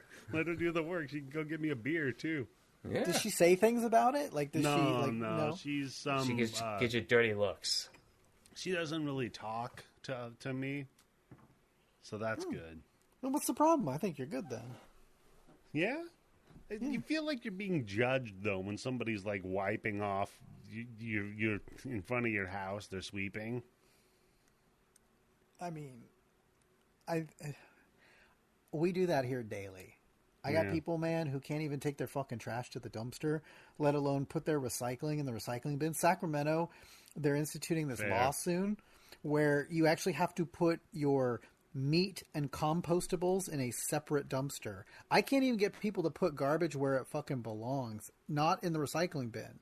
Now we're supposed to separate compost? It's like, man. All of those really, really super cool things California tries to do is great for the, 4 neighborhoods where people care. Yeah. The rest of California that sucks, though, it ain't gonna happen. Yeah, they've already passed it. They passed it in Lodi, which Lodi, man, it's like half a step up from an open-air trailer park. Basically, unless there's anybody listening who's from Lodi. No, if you're from Lodi, move. Yeah. And they follow that law there, so who knows, man. So we zoom out, we see that the whole mall is painted up, so fucking signs everywhere. They're not getting picked up. So we go back, group gets locked up in their shopping mall furniture store, and Mike's like, look, we gotta fuck up these security guard assholes. They're gonna get us killed. And by the way, that chopper, it ain't coming back, man. And, dude, Andre... He's like, well, wait a minute. Well, who the fuck are you to give us some orders? You ex-military or something? I love in the Michael dude's I'm the white guy. I'm the white guy, yeah. Don't you understand? He's like, no, I sold TVs at Best Buy. And he did flooring. He did a bunch of shit, right? He's a jack of all trades. Yeah, master and none. And so then Ving Rhames' character, Kenneth, he's like, look, man, fuck all y'all. I'm going to get out of here. I'm going to Fort Pastor to hang out with my brother. Then we cut to the Chuckle Fox. Yeah. Hey, let that guy in. He's my brother. Yeah. No, he's cool. He's with me. So we cut to the Chuckle hold on. Fox. Remember how when I couldn't get my internet to work and I had to miss the Peeping Tom episode and I kept typing messages into the Discord? Candice wants us to say she wants it down on the record. I'm not going to read the rest of it. Just want to let you know. She's sending earlier, us. She wants us on the record about this or that, but yeah, earlier she said this thing about some book that she read. Let me see if I can find it. It says, I want it to be added to the episode that I like, what's his name? Jeff Dunham's book. Yeah. She said it's a work of art, and it's one of the best books she ever read.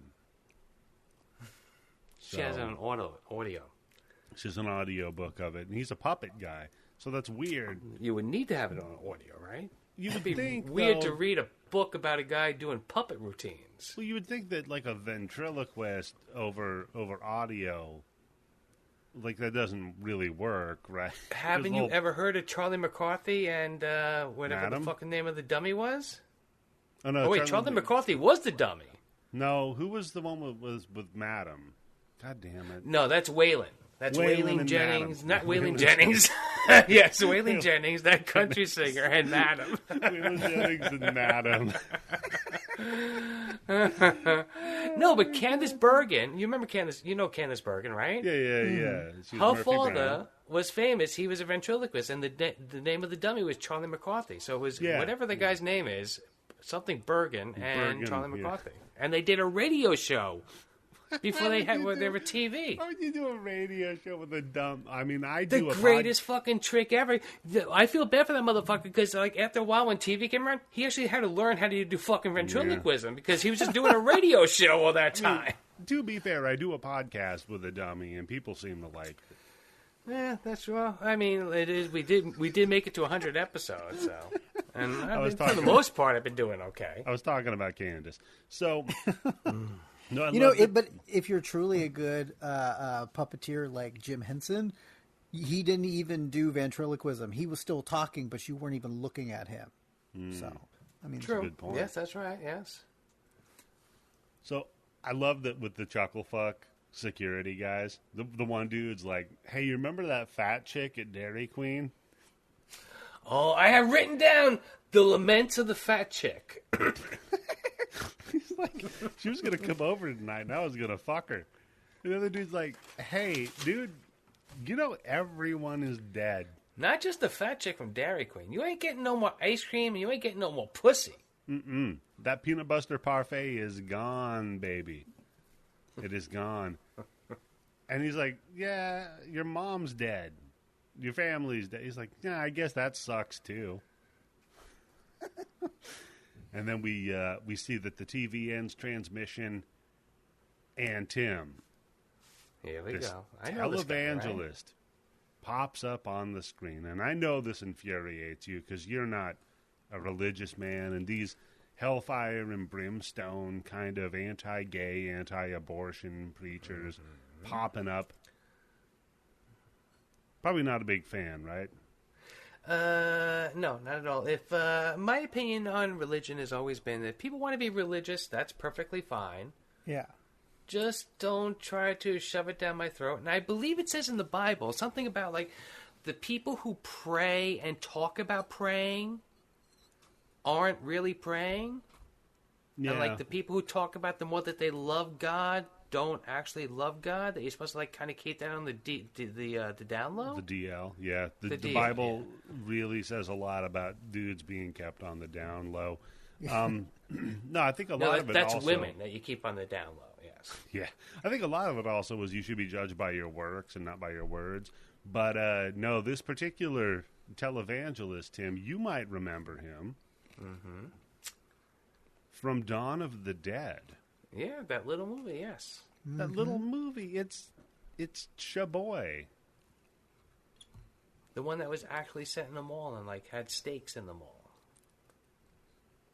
Tim, Mr. this is Ken. still a good movie. It is, like I said, it's just, look, what's making me say all this, Don't worry, I Eddie. would not be saying any of this stuff if Eddie, this don't wasn't worry. called Dawn of the Dead. Okay. Don't worry, Eddie. Tim has been shitting on good movies all week. Ask me how I know. No. Ladies and No, gentlemen. this is, like I said at the beginning, this is a good zombie movie Yeah. if it's not called Dawn of the Dead. You can't make a movie called Raiders of the Lost Ark, okay? If there's no arc. Yeah, and there's no action in it or anything at all. You can't make a movie called Titanic if there's no fucking boat in it. Okay. If you're going to do a remake of a famous movie and just use the title of it, I am expecting some things have to be... Not everything has to be the same. Like I said, when you ask me what am I consuming, I'm watching American Gods. It's not staying 100% to the book, but how they changed it, I enjoyed it because they did it smart and I can understand it. I agree. But don't give me a book called The Exorcist and have it about a girl learning ballet. Tim, Okay. I totally agree with you. And Eddie, I'm sorry, I got to cut you off here really quick. No. I apologize. So I fully agree with you 110%. Why then does Disney and Lucasfilm get to release those last 3 shitty Star Wars films? The That are last not two. the No, last Last 3. Jedi is one of the best Star Wars movies ever made. No, And because it's we're the not least gonna out of get all into those 3, it's the least Star Star Wars movie Wars that debate. it's the one are that a isn't hypocrite, just sir. hey. No. The Last Jedi is the one movie of that trilogy that doesn't say, "Hey, we know what you watched when you were 7 years old. Let's just give it to you over and over and over and over again." That movie said, "Hey, we know what you watched when you were 7 years old. Guess what? You were 7 years old. You didn't understand it at all. Now this is what really was going on." We'll agree to disagree. The Jedi failed. Yeah. They're too big to fail. Star Wars is terrible, but you know what's not terrible is Ken Foree, who was Peter in the original Dawn of the Dead. And Class act he is. If you ever Class meet act him, that he is a class act. He is. And he delivers the line, when there's no more room in hell, the dead shall walk the earth. And here we are, Isn't it folks. funny how most people in horror, when you meet them at like convention stuff like that, like on the street, they're really cool. You don't hear really too many bad stories like how they're like, oh, I met Bruce Willis the other day, and that guy said, fuck you, what the hell are you talking about? Give you an autograph, get the fuck out of here. Versus, I met Kane Hodder, and the guy came over to my house, and he helped me build a fucking Freddy mask, and he signed it. That's awesome. The story that I heard was, about like this was True Doug story. Bradley, who was, of course, Pinhead. When he was in some like bumblefuck nowhere convention, and the dude was only booked to be there until 8 p.m. He stayed until like 1 a.m. signing people's fucking autographs, meeting everybody and talking to everybody. Full circle. and Clive he Barker wasn't- did the same thing at a book signing that I got a book sign. I sat down, I talked to him for like 10 to 15 fucking minutes. Yeah, and he wasn't even getting paid per signing or anything. He was just there doing autographs for free. Because you know why? Forbidden They Planet down in the know. village. They know that is what, especially with cult horror and cult actors, that is their bread and butter. In fact, my girlfriend and I were having the exact conversation this week about Tom Atkins because we watched The Fog. Tom is like your grandpa, or like your funny uncle. My brother and I met him at a convention. Uncle. There you go. And he Your said, uncle gets you drunk, not your grandpa. If your grandpa's getting you drunk at 2:00 in the afternoon, you got a problem. If I your don't know, uncle's man. Doing Like, it, he's cool. Tom is like a grandpa now, and it was funny because my brother and I met him. We talked, and he was like, "Let's get a picture, guys." Puts his arm around us for the picture. Right before they take the picture, and I swear I can't remember it for the life of me. Your ass. No, he said the filthiest fucking joke I'd ever heard in my life, and so it was an honest laugh and smile. Who else is really good? For him. Ken is the same way. Ken was going to call me for my birthday because I couldn't make it to where he was doing a signing. Wow. And there was no phone service there. My girlfriend, he said, "Give me your phone. I'm calling him." He couldn't get service. And so he said, "You tell him I said happy birthday." And I was going to call him and I was going to sing to him. I was so bummed. It's because they know that their group of fans is ever dwindling. So you really, really need to keep tabs on them, and you need to because we're dying? Service. Is that what you mean? Tim, you think there's a lot of young people that are now getting into Halloween 3? Yes. Yeah. I don't think you're right. Each year is considered more and more popular. Look at Candice's kids. You think Candice's kids are growing up and they're not going to be watching Halloween 1, 2, 3, 4, all the way up to 5 or 6? They're not going to be watching all the Friday the 13th? You know what? She thinks that they don't even have access to the blood bank, and they already snuck her fucking password. That's true, yeah. Candice's kids are having feces fights. They're playing poop tag. Oh, that's true, yeah. The neighbors outside. With dog feces, not human feces. Is that why she's sick right now? That's disgusting. Yeah. She's got pink eye. Yeah, she got pink eye in her brown eye. She got stink eye and pink eye at Tim, the same time. You just jogged my memory. Movies that should not be named after its predecessor, and it would have been a good movie on its own. Yeah. Halloween 3. Yep. Yeah. Exactly. Yep. If Halloween, and how about this? The new Texas Chainsaw Massacre. No, I don't care about that. Or if Halloween had been what Carpenter wanted it to be, where Michael Myers was gone, and it was an anthology, and every movie was different, then Halloween 3 would have been just fine. Yeah. And you could have owned the name Halloween for your franchise. How great would that have been, right? That's a fucking moneymaker, man. Yeah, exactly. So we get a little heart-to-heart with Andre and Ving Rhames, Kenneth, the next day. And while they're having their conversation about, look, I did some shit, I don't feel good about, but, I have this wife and this kid that I'm trying to introduce to the world, and I'm trying to be a good man about that. Oh, shit, a big-ass truck comes in and delivers more characters I don't care about. Fodder. Charlie, all three of us love the original Dawn of the Dead, right? Very much so. Was there a fodder problem in that movie? No, there were 3 people. Nope. That's all you fucking needed. Yep. Though I will say they brought Steve in, and he's my hero. Every movie I have to pick a guy. Oh, the guy from Modern Family? Yeah, Ty Burrell from Modern Family. He's my hero. Every movie I have to pick the guy who's my hero. Steve in this movie is my fucking hero because he's right. Yep. He is right, and he is probably the most realistic character that you're going to run into in a movie, in a situation like this, right? So we have all of them, all of these fodder characters that show up, and honestly, okay, so they've overtaken. They overtake the mall guards. Yeah. Yeah. And one of the mall guards turncoats on the other 2 and is like, we'll lock him in mall jail. Okay, point number 1. There's no such thing as mall jail. Yeah, because wouldn't that be called like false imprisonment or kidnapping or something like that, right?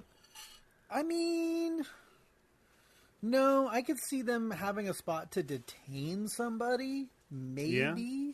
Because could they lock somebody up? So you're telling me, Charles, that you, as a private citizen, can lock somebody up who is also a private citizen. There's no police involvement going on whatsoever, and that's cool? Because you're technically on private property.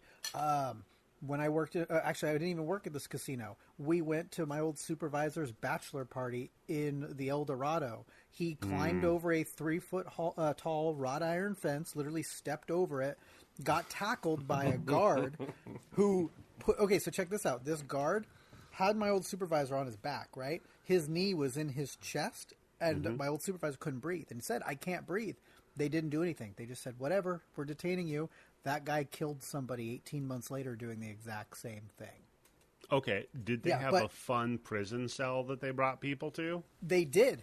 It was a Dr. Lecter style prison with clear plexiglass walls. They put the mask on him and everything. Yep, they detained him in this room. They got the hand truck from Bed Bath & Beyond. Yep. They put him in there until the sheriff could show up, and the sheriff was like, he's drunk and non-combative. What the fuck are you guys doing? But yes, they had a cell. I don't where know. They That threw feels him in like there. I don't know. It might change from state to state, but that just seems like it's a gray area there where it's like there's I'll only put it so this much they way. can do. They might be able to detain you on the spot, Yeah. but I don't think they could take you off site from where your supposed You're not crime has been off-site. committed. You're not off-site. You're still on the property. Yeah. I'll put Yeah, it this sure. way. Now that I know that, You won't climb over a runner fence. changes the setup of the house I want to buy. Now I know I can just lock people up in a room legally if they're in my house. Yeah, that's right. So if you come home, Charlie, and somebody's breaking into your house, can you like beat them up a little bit, like lock them in a room That's the until thing the is- cops show? This is what That's I'm the going to thing is- do. You're detaining them for no reason other than you want to capture them. Yeah, They no, were they're- detaining him for drunken disorderly and No, trespassing. the guy broke into my house. You might have died in the weird cage I have in the fucking basement. After Not my like fault. 8 You or couldn't 9 figure out my years. saw-like trap down there. Look, he broke in. I just was detaining him for 8 or 9 years and not feeding him. And yeah, so there you go. He was subsisting off of rats and I kept meaning to call 911, but I was just busy. So it's been six I and was a just half years. detaining the guy. It's cool.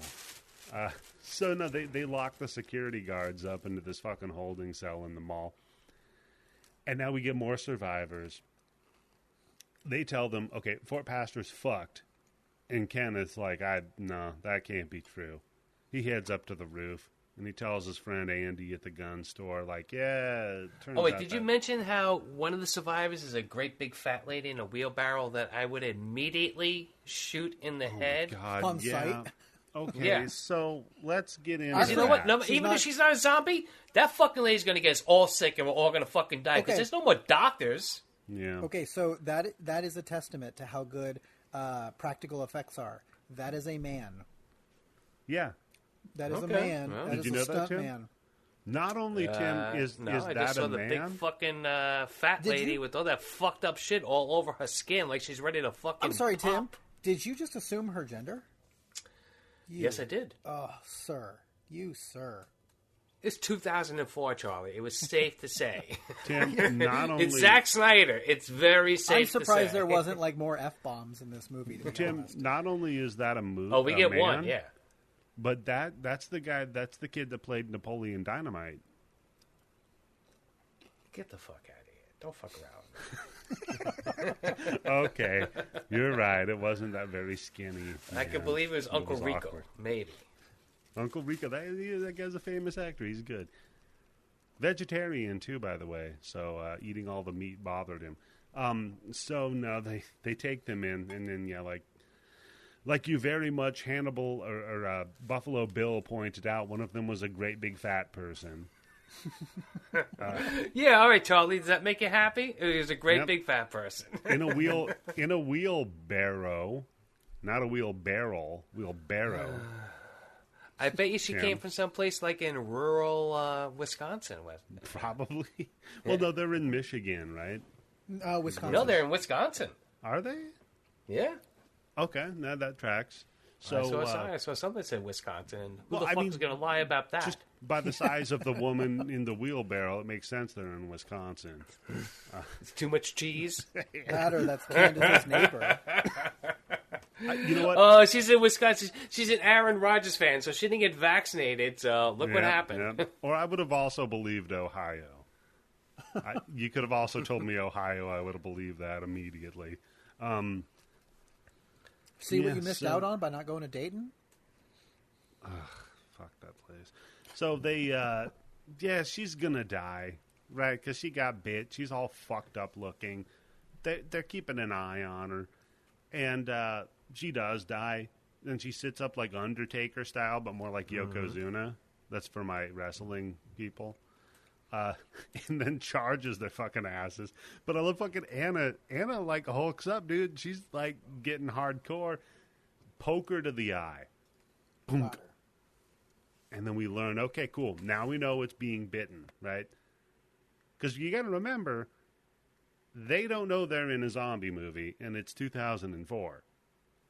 So now they're like, all right, cool. So everybody who got bit, and this dude Frank, who by the way was trash can man in the stand, Tim. Frank's all you like mean Max Headroom. Yep, Max he Headroom. was also Max Headroom. Yeah. Exactly. And he was also Morlock in Watchmen. Moloch in Watchmen. Moloch. Exactly. He's like, I got bit. And they're like, cool. Well, we're going to shoot you in your head. This scene gets me so fucking mad. When they're talking about, like, when she comes up to the white guy in Ving Rhames, and it's like, he got bit, and they're like, Michael, you know what we got to do, right? Yeah. And she fucking runs out to go, oh, they're going to come in, they're going to kill you and shoot you in the... Yeah, guess the fuck what? What else are we supposed to do? Yeah. But that's the thing is, I get this. It's true. We only know this because we are watching it happen. Yeah. We Fair. know this. Fair. Yes, all right. No, all right. Now here, I'm gonna let me play Candice for a second. In this point, why take a fucking chance? So far, all the evidence that you've seen is when people are getting bit, they fucking turn into a zombie and they try to bite you, and then you're going to turn into a zombie. Tim, why take a chance on fucking Max Headroom over there? Tim, he already looks like he's a fucking skull. Okay, Tim. Yeah. Would you shoot your wife? In certain situations, yes. Nope. I'm sorry. You stop. You stop. We have hall passes and we have shot passes. But that's what it boils down to, man. Yeah, Tim, you hesitated. You did hesitate. But I mean, think about it, man. I People had to have been think of a dealing joke. with this. To People cover have up been, my real intentions. dealing about this for centuries, Yeah. man. Like, do I smother my kids because, the enemy army is outside this ridge where we're hiding and they're crying? Exactly. I did it in MASH. See, Tim, how'd you do it? You're a different kind of a guy. Charles, ask me. I know the answer, Eddie. Don't ask him. Come on. No, Charlie, don't ask him because he's got nice shaved balls tonight, and his answer's only going to ruin his experience. I already know what Eddie's finger is hovering over. Eddie, would you shoot your wife? Yeah. I was waiting for you to hit the gunshot sound on your soundboard and go what? No, hit the axe sound. Oh, you gotta do it proper, man. You gotta get it with an axe. No, I wouldn't use a gun. That's some pussy shit. It would have to be very intimate. I would have to like pin her down and sever her head like at the neck, very very slowly, with like a Bowie knife. Like this, and look in her eyes while I was doing it. You can't just the whole like just a shot to the head. That's so. But this is somebody that you don't even fucking know. This isn't somebody's wife or somebody's husband. This isn't the redheaded, stupid fucking bitch daughter going through this fucking quandary. Yeah. Well, it's people that they don't fucking know. That's good. That's a good point, Tim. We'll get into the dumb fucking redhead. But they don't. They don't just dome him. Instead, Kenneth, Vin Rhames' character, locks himself in there with him. By the way, how long is he going to stand there? Until the as guy long as it turns. takes. Yep. And by the way, like you said, he looks like he's half a zombie already. That's just on his best day. Just pouring sweat. This poor dude. And while this is happening, you've got juxtaposition of Andre and Luda, and she's fucked. Mm-hmm. Right? Well, I mean, she got pregnant, so yeah, we know that. No, I mean, the infection spread through her. She's fucking donezo. See, this part I can understand a little bit more with what he does with his wife. I can understand that a little bit more than I can understand three strangers you're like, having a quandary over whether or not to shoot the fucking guy. And all that she does is she puts him through more fucking hell, right? Now he's got a fucking hour of dying. knowing that he's going to die. By the way, you want to talk about the most pro-life fucking stance you can take is taking your zombie wife and fucking strapping her down and forcing her to give birth to a zombie baby? Well, wait, was this Wisconsin or was this Texas? That's a good point, Tim. Oh, God okay, damn. anybody here really wished you could have seen, like, the baby, like... You do see the baby. No. No. Yeah, Charlie, exactly, Charlie. They missed the... Because I have written down one of the best parts of this movie is you've never seen a zombie baby before, right? Yeah. Right. But you don't Yo, see that it crowning. fucking... She has to die, and that fucking zombie has to eat his fucking way out of her. However you want to show it. If you want to go the NC-17 way, okay, I'm cool with that. If you want to go through the stomach, I'm cool with that. But that zombie baby has to eat her fucking out. And that baby has to Call eat its back own to Night of the Living cord. Dead. No, we have to see the baby chew its own umbilical cord. Like, that's it. Done. I'm with you. Oh, I got a taste for this shit. Yeah. Yeah, we need like a dead alive zombie baby is what we need, and we don't get that. We just get a regular. But we'll get to that in just a second. So yeah, I do love though that Michael doesn't shoot the dude in the head, and he walks over to the library, I guess, where Anna's hanging out, and she's like, "Oh, And he goes, "Hey, Paradise Lost." Found it. I knew she'd love that fucking joke. I knew it. I know. As soon as I saw it, because I was like, "Hey, that's kind of clever," and I was like, "Oh wait, Candice is gonna fucking love that joke." Of course. So no, they're in the library, and Anna's like, "Oh, I'm glad you didn't shoot the guy," and he's like, "Yeah," and then you just hear, boom, Yep. of the guy getting shot. Yeah. Let Ving Rhames take care of it. Your hands are clean, right? Yeah, exactly. Yeah, you just have somebody else do it. And now I also, love this because now we have like not a 10-minute, like a 5-minute montage of good times going on with everybody, right? Yeah. Exactly. I mean, it's the end of the world. You might as well. It's the equivalent of like when you would bring in something like The Entity, and I have to go over this terrible gang rape scene on this woman, and then I'm like, all right, so then the worst thing possible happens. And then everybody, Party here's my time. fun fucking party time chuckle fuck joke, and we get the Down with the Sickness lounge song. By the way, by the band called Richard Cheese, so Dick Cheese, ladies and gentlemen. Yep. Who's the head? Who's the head of that band? That'd be Marty Smegma. Head cheese. Yes, gotcha. Yeah. Dick Cheese, Marty Smegma. So, no, we get some levity. Like you say, we're playing some roof chess with Andy. We get some montage of them living their life in the mall. And this is what you really want. But they condense the utility of the mall and how interesting that is as a place in an apocalypse into this just montage. Yeah. The scene of her ice skating all by herself in the original Dawn of the Dead is such an effective scene, right? Yeah, but we don't get that. We get to see Steve fucking the blonde. Which is pretty this is the point where it's like, where the fuck? Who is this lady? Where did she come from? Know. He's just some random I don't broad. remember seeing her getting out of the truck with everybody else, but she's here for the rest of the movie now. It's the end of the world, and a good-looking blonde shows up. Why do you have to question it? Because it's not a redhead. I'm not questioning it, but I'm just saying, like, where the fuck did she come from in this movie? Yeah. That's how you know God doesn't exist, Tim. It wasn't a redhead. Yeah, I think we missed the scene where Steve and Michael did like a weird science experiment where they took like a Barbie doll and they put bras on their head. You know? And then they just formed her. So yeah, we get that. We get the redhead doing graffiti. Apparently that's her character trait. She does graffiti. Yeah, when I saw this, I was like, what the oh man, she's really stupid, this fucking chick. I'm sorry. You if you watch this movie, you'll see she is the stupidest fucking bitch I've seen in a movie in a long fucking time. God damn. Yeah. I think that's a bit harsh. And you've watched a lot of movies, Tim. A lot of movies. I think she was just in there as, hey, she's a teenager. She's got nothing anymore. You know what I mean? She's supposed to be a teenager or early 20-somethings. You know what I mean? Yeah, she's that hardcore teenager growing up in Wisconsin, doing all the fucking graffiti, tag marking up all over the fucking subway system and everything like that. Exactly. She just lost her dad, and now she's having a great time. Mm-hmm. Yeah. I'm sorry. She's going to do something that's completely unforgivable to me. She's a real Banksy type, is what you're saying. But we cut to then Steve driving golf balls at the zombies on the roof. And I'm like, yeah, I would probably be doing that. And then cut to Celebrity Sniper, hosted by Andy. Which, very You didn't laugh funny. at this? Yeah. Oh, yeah. come on. It was No, brilliant. this is a good part of the movie also. Yeah. Yes, this is funny. When I saw this in the theater, I actually did say out loud, Burt fucking Reynolds. And then all of a sudden they had the sign, and I was like, God damn it. He did. Look, he had looked kind of like Burt Reynolds. So what's going on? I just get to watch this going, man, if Charlie was a zombie and somebody was just holding up a sign going, Don Johnson, Miami Vice. Ping! It's so great because the first one is Jay Leno, and it does very much look like Jay Leno.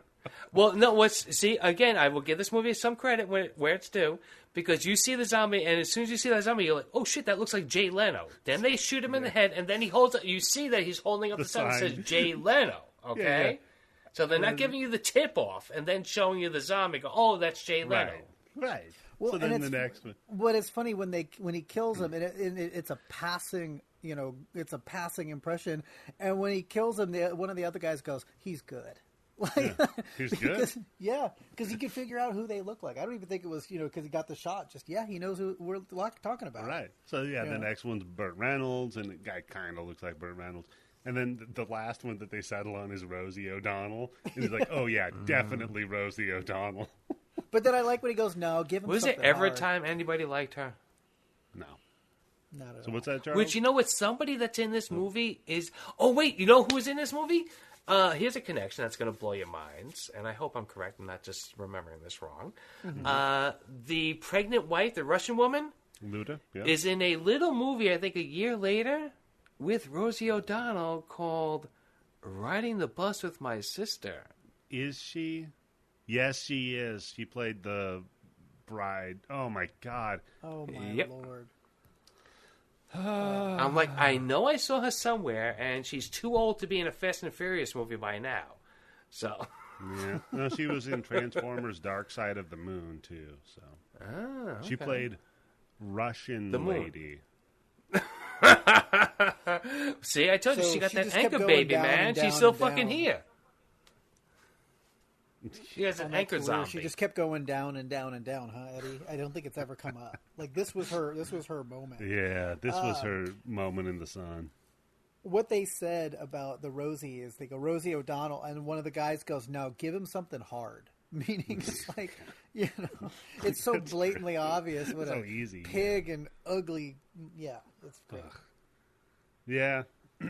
So I like that Anna's like, hey, you guys had a rough childhood or whatever. And Steve is like, look, dude, if I ever turn into one of those, you can just dome my ass. And she's like, oh, I will, gladly. Put a pin in that, right? So then Anna gets like sketch about Luda and is like, how come homie's got her like locked up in another room off in this Tip off. yeah, and won't let any of us see her. Maybe we should probably go take a look. Cut to that, and Andre's got her strapped down to this bed. She is dying. She's like fully zombifying in front of him. And you're just Isn't she dead already? Well, she's just about dead, right? Because he's like, you hear her breathing, and he's like, oh, come on, breathe. And it's like the whole Lamaze thing. Breathe in, breathe out. She stops breathing. And then you see the stomach like stretching up where the baby's in there. And you're like, oh, this is going to be great. Yep, I was waiting for it to like push through. Oh, Yeah. Come on, man. This guy do a fucking Nightmare on Elm Street Freddy thing. Yeah, you do a Nightmare 2 Freddy thing out of her stomach. Dude, I'm on board. But no, that's not what happens. Instead, Andre, like, muzzles her when she's trying to bite at it. And I'm taking notes. I'm like, all right, hold on. I was like, I would have done this already, way fucking early. How do you Like make when she's one like of 2 these months pregnant. Yeah. And When she starts complaining about her ankles hurting, that's it. The muzzle goes on. Look, I don't need to hear you. And I by can the hear way, your ankles swishing. So talk about bad luck. The power goes out. So they're like, shit. Well, I guess we got to get the mall security guys to go down in the parking structure and turn the power back on. It's a big to-do where they're like, we don't trust you. We shouldn't trust you. Well, give me a gun. I'm not going down there without a gun. He's like, nah, here's an axe. They go through the parking structure, and it's basically a video game is what we're in right now. We're in the first person shooter like level, but they find a dog, and dude, Michael is like, hey, this is a good thing because like there's no zombies in here because they would have eaten the dog. Turns around and he's telling the security guys, and then the guy that was trying to fuck the fat chick at Dairy Queen, legless zombie, I guess he's just like holding onto a pipe or something. That was a great, come on, you didn't see that coming. Yo, he's doing zombie gincana. Yeah, zombie gymkhana. Yeah, he's like a zombie trapeze artist. And he glides through the air with the greatest of ease, drops down and bites the dude. And then, oh shit. Wouldn't it have been great if that guy got killed by the fucking fat chick from Dairy Queen? That would have been pretty funny. I got to admit. Hey, maybe that was the girl in the wheelbarrow. Maybe she was the Dairy Queen. Yeah, and he didn't want to admit that was the girl from Dairy Queen. Maybe he didn't. But no, then just a shitload of zombies start swarming them. They run off to the generator area, bust the lock off of it, throw CJ. By the way, CJ, the security guard guy that was the bad guy, now he's just cool. Yeah, now he's not CJ anymore. Now, because I thought CJ stood for complete jerk, but I guess he changed all of a sudden on a dime. Yeah, I guess now being imprisoned in an illegal mall jail will do that to you. It'll change your attitude. That was his come to Jesus moment. And there's some weird stuff with him, like when he's reading the weird like 17 magazine best ways to please your man things. Yeah, he just skips to the top 3 because he just wants to know how do you please him right away. And he's like, well, the number one thing is that you should all, for a relationship, is you should have trust. And it's like, what the fuck? Okay, I'm sure whoever wrote this, James Gunn, you thought this was funny or something, but... I mean, have you never read one of those fucking stupid magazines, Eddie? Yeah, that's what those shits are. I get that, but that he brings it back up when they're down here. He's like, the most important thing in a relationship is trust. See, he's learning, all right? Because, for him, being in jail was actually a learning experience. So you're saying he was rehabilitated by 17 magazine, Tim? Yes, 17 and maybe, being locked in that jail for 17 days. We don't know how long they were in there. Yeah, I think he had 16 in life, if I'm not mistaken. So he had to read 17 magazine. Right? That sounds like a math joke. I don't get it. No, it's a music joke, Tim. 16 in life to go. It's okay. Mm-hmm. Is that a Michael Jackson song? You hate Michael Jackson, Tim. Yeah, that's why I don't know that song. No, Tim, Michael Jackson almost got life, but it wasn't for 16. I think it was closer to 12. It's 12. like for 8 or 9, right? Or 9, yeah. Somewhere around there. So no, then Mike, not Jackson, he sprays a bunch of gas on the zombies, and then they roast them. Of course, you've got to throw the Zippo, right? You can't just use. Okay, now here's another part that I have a problem with this in the movie. We never see this fucking dickhead smoking a cigarette at any point, right? CJ, no. Why would he have a fucking Zippo lighter in his pocket? And why would Michael know to say to that guy, matches? Yeah, so real quick question, Charles. Every guy Yes. you've seen with that kind of facial hair, do they have a Zippo? No. I don't think they have a Zippo. I think they have a Bic. And it's probably a Bic they stole from their buddy or stole from the gas station attendant when, Oh, it's one of those knockoff ones, it's the see-through ones with the fucking cheap wheels? Or the American flag or the eagle, and they stole it when they asked the attendant, do you have Everclear? And he turned to look and they stole it. Because they have it behind the counter. Exactly. Okay, follow-up question. Did they rip the red part off of it so it's just the little metal nub? Always. Okay, good. Because that's their version of, like, security. They're like, nobody else will be able to use my lighter. Mm-hmm. Fucking idiot. Remember that fucking, god damn it. Yeah, People with high school lighters. Yeah. Those So Zippos are the best lighters. They are. Lifetime warranty. So if you go to a yard sale, you buy a Zippo, it doesn't work, you can just send it into them. No matter how beat up it is, they'll send you a new one because they're like $6-8. But they're good lighters. So if I go to a yard sale, after yard sale, drive state to state, maybe pick up like maybe 30 or 40 of them for like maybe what? Like maybe 10 cents each? Yeah. No, I don't think. Then I send them into the company, I get them for, and then I can They flip have them. But they have to be specifically Zippo brand. I Yeah. think that's the Well, yeah, you problem. make sure it's a Zippo. Come on, you're going to find plenty of Zippos in a yard sale, right? I mean, but not for 10 cents. I mean, I've No. never bought a Zippo for 10 cents. At a yard sale? What are they charging for a Zippo at a yard sale? Couple bucks. Yeah, like $2-3 Really? bucks. Yeah, fuck that plan. Okay, no. Yeah. Especially to with my gas job. being $8 a gallon, Tim. Yeah, no kidding, right, guys? Gas is hey, gas is so expensive. He shouldn't have used that on the zombies. Am I right? He would have been better off just dying. Putting it in a gasoline bag and saving it for today, yeah. Yeah, I wish my grandpa saved me some gas. Could have sold it today. So they find the fucking dog, and then the zombies don't eat the dog, is what we learned here. This whole scene is so we know a zombie won't eat a dog. Why do we need to know that a zombie won't eat a dog? Because the dude across the street that they're gonna rescue eventually, they have to bring him food and have the dog bring it.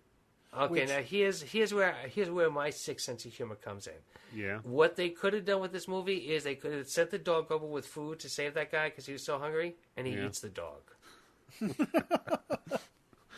I just had a joke in my head that would lose our sponsorship. So yeah, go ahead.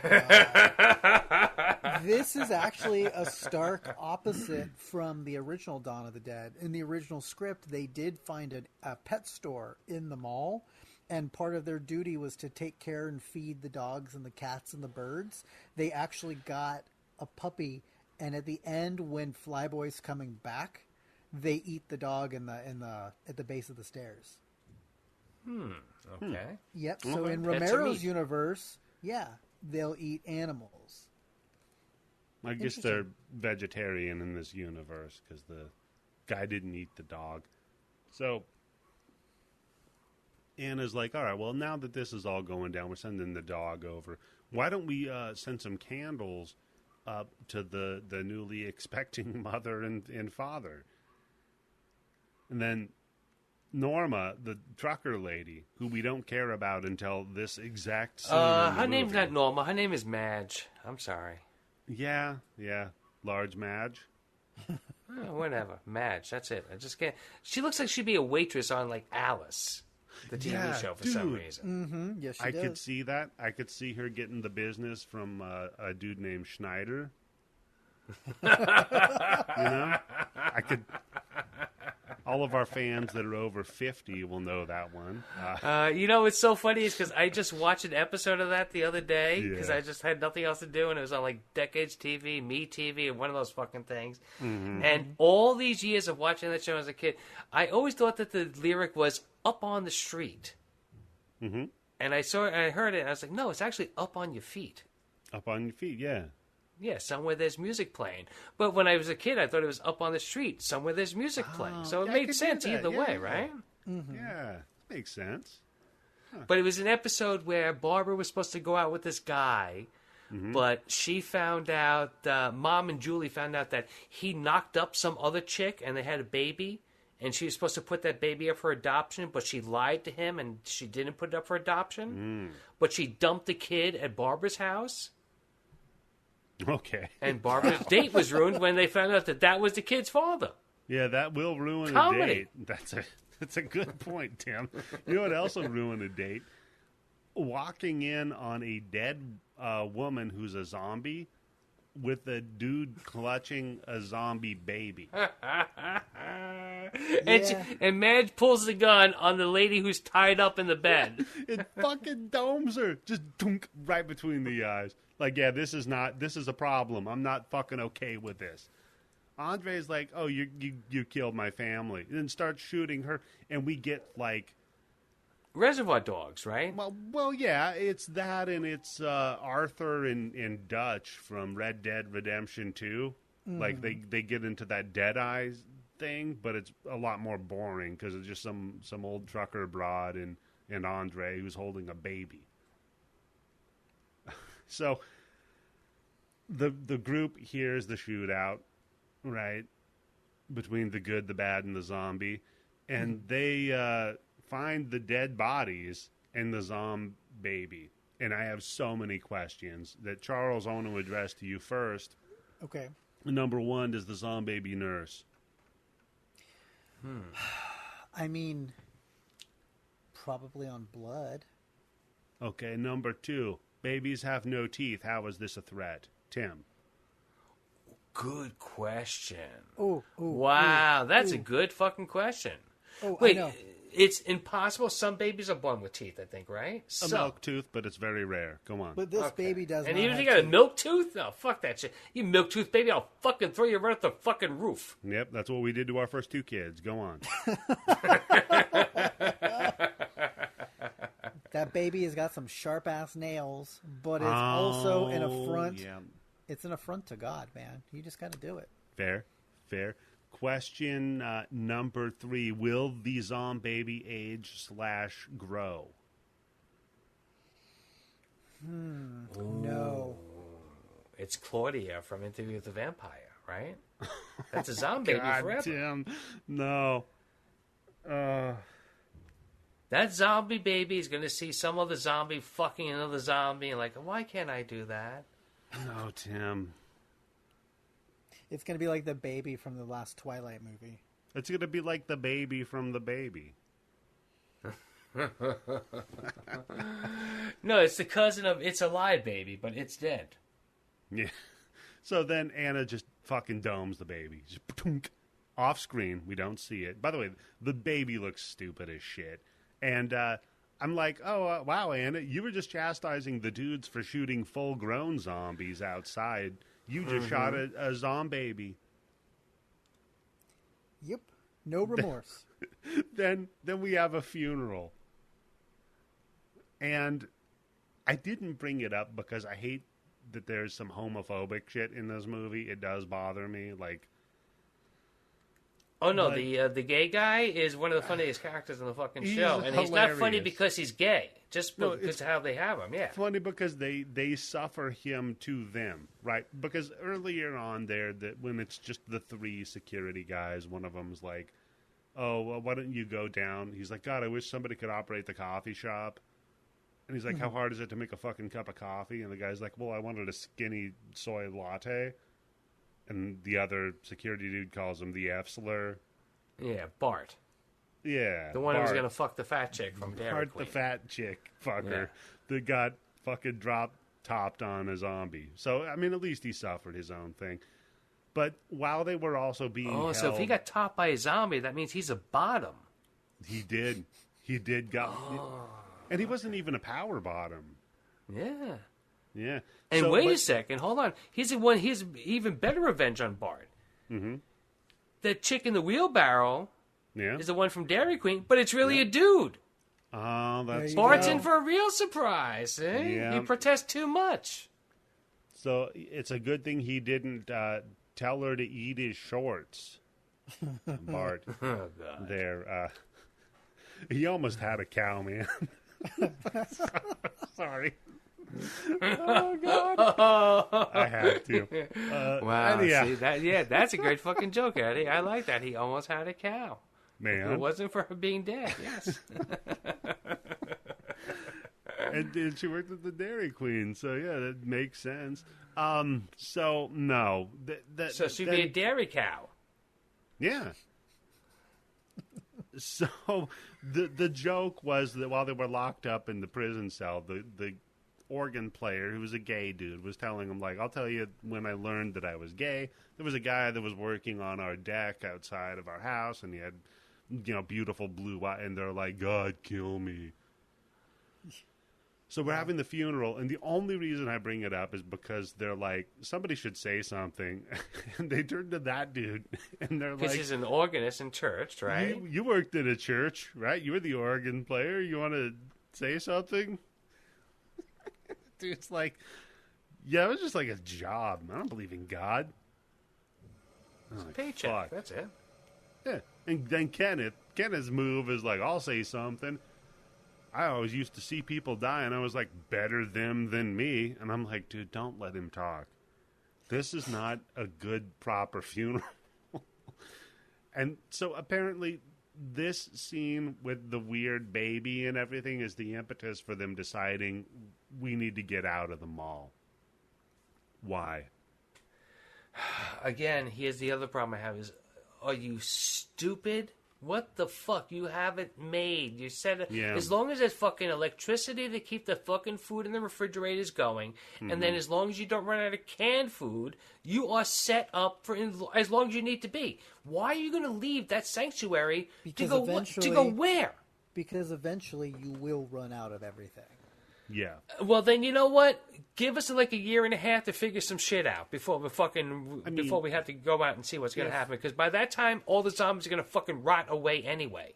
I mean, I guess if in a metaphorical sense, in some way, even though it was bizarre, seeing something born and die in that mall reminded them of their own mortality and not wanting So fuck each other.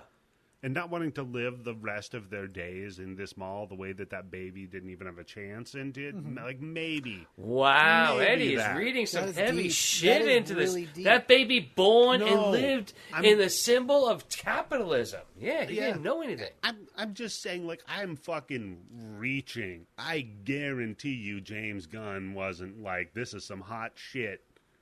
I'm fucking reaching to come up with a reason why they're like, yeah, we got to get out of here.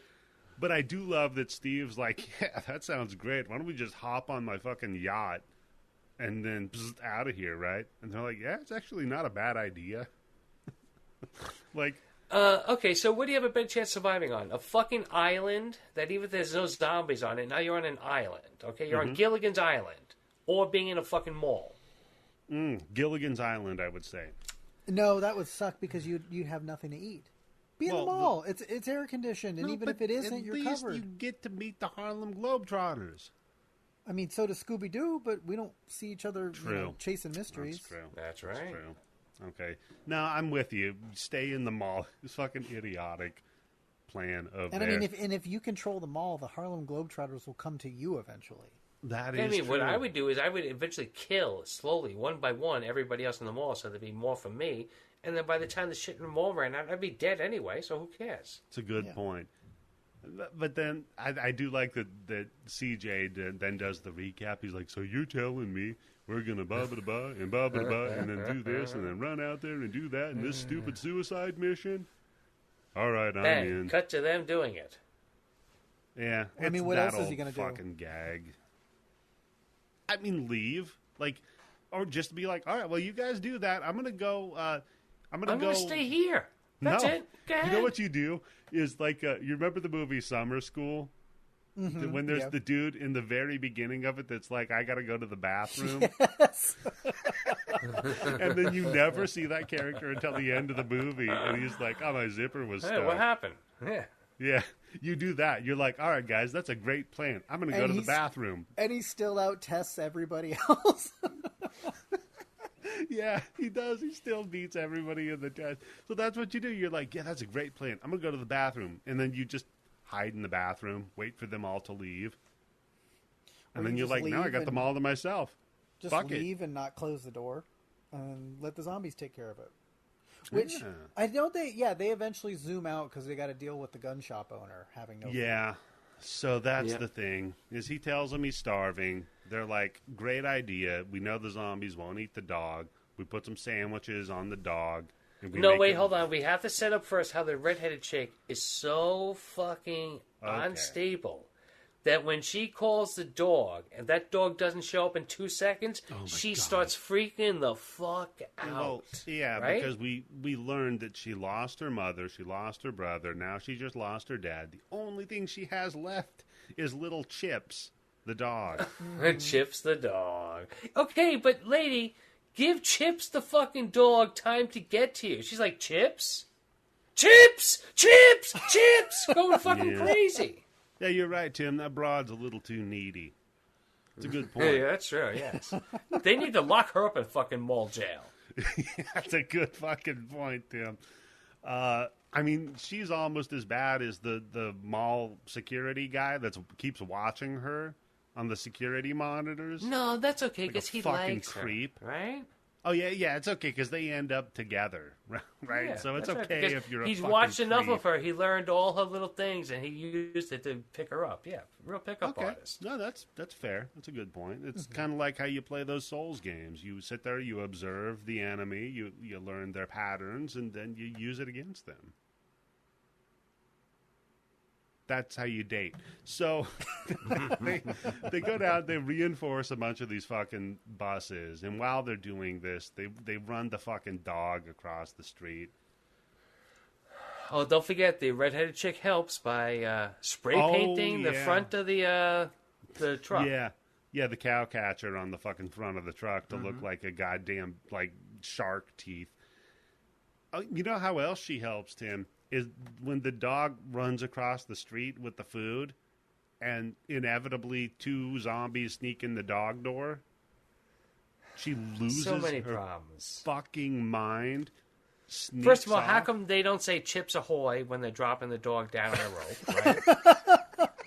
I do love the scene of them lowering the dog, by the way, with the And harness. then I don't know. I don't live in like I said. I live in New York, so we don't have many gun shops here. But how many gun shops have dog doors in them?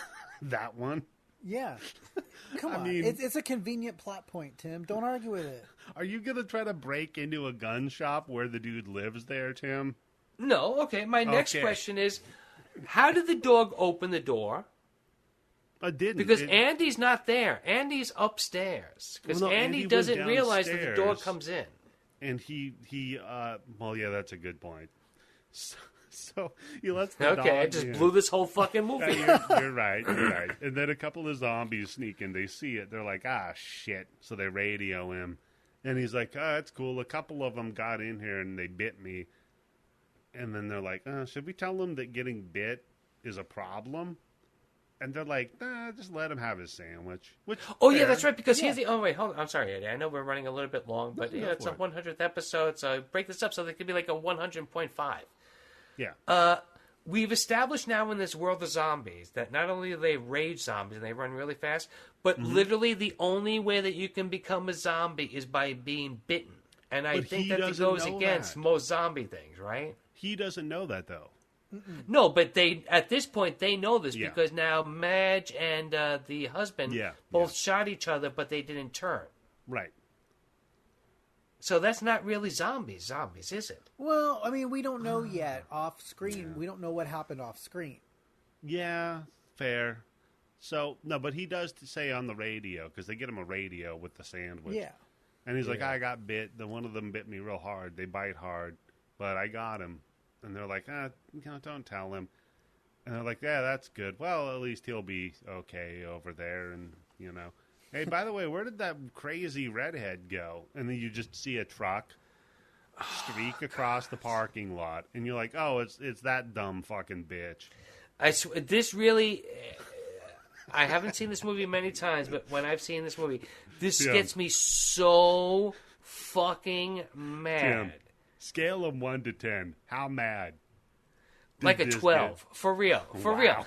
The dog is already in the fucking place. We've already established, all right? This dog has walked past 500 fucking zombies, and not one of them looked at this dog. Yeah, dog's fine. Yep. Yeah. If anything, the dog fucked him up by sneaking in that fucking door. Yeah. The dog wasn't supposed to know the code. The dog got in and left If the door anything, open behind him. The dog picked bit the lock. him, and he's hallucinating and thought it was one of the zombies. Could be. Starvation. Yeah, you don't know. We didn't see what happened. But she's like, nah, I gotta go rescue the dog. Yeah, but so somehow she makes it from the roof of this fucking mall down to the garage, gets that door open. Yeah. Gets in the truck, drives that fucking truck, smashes it over there, and then somehow gets out of that fucking truck and gets into that goddamn thing and locks herself in a cabinet.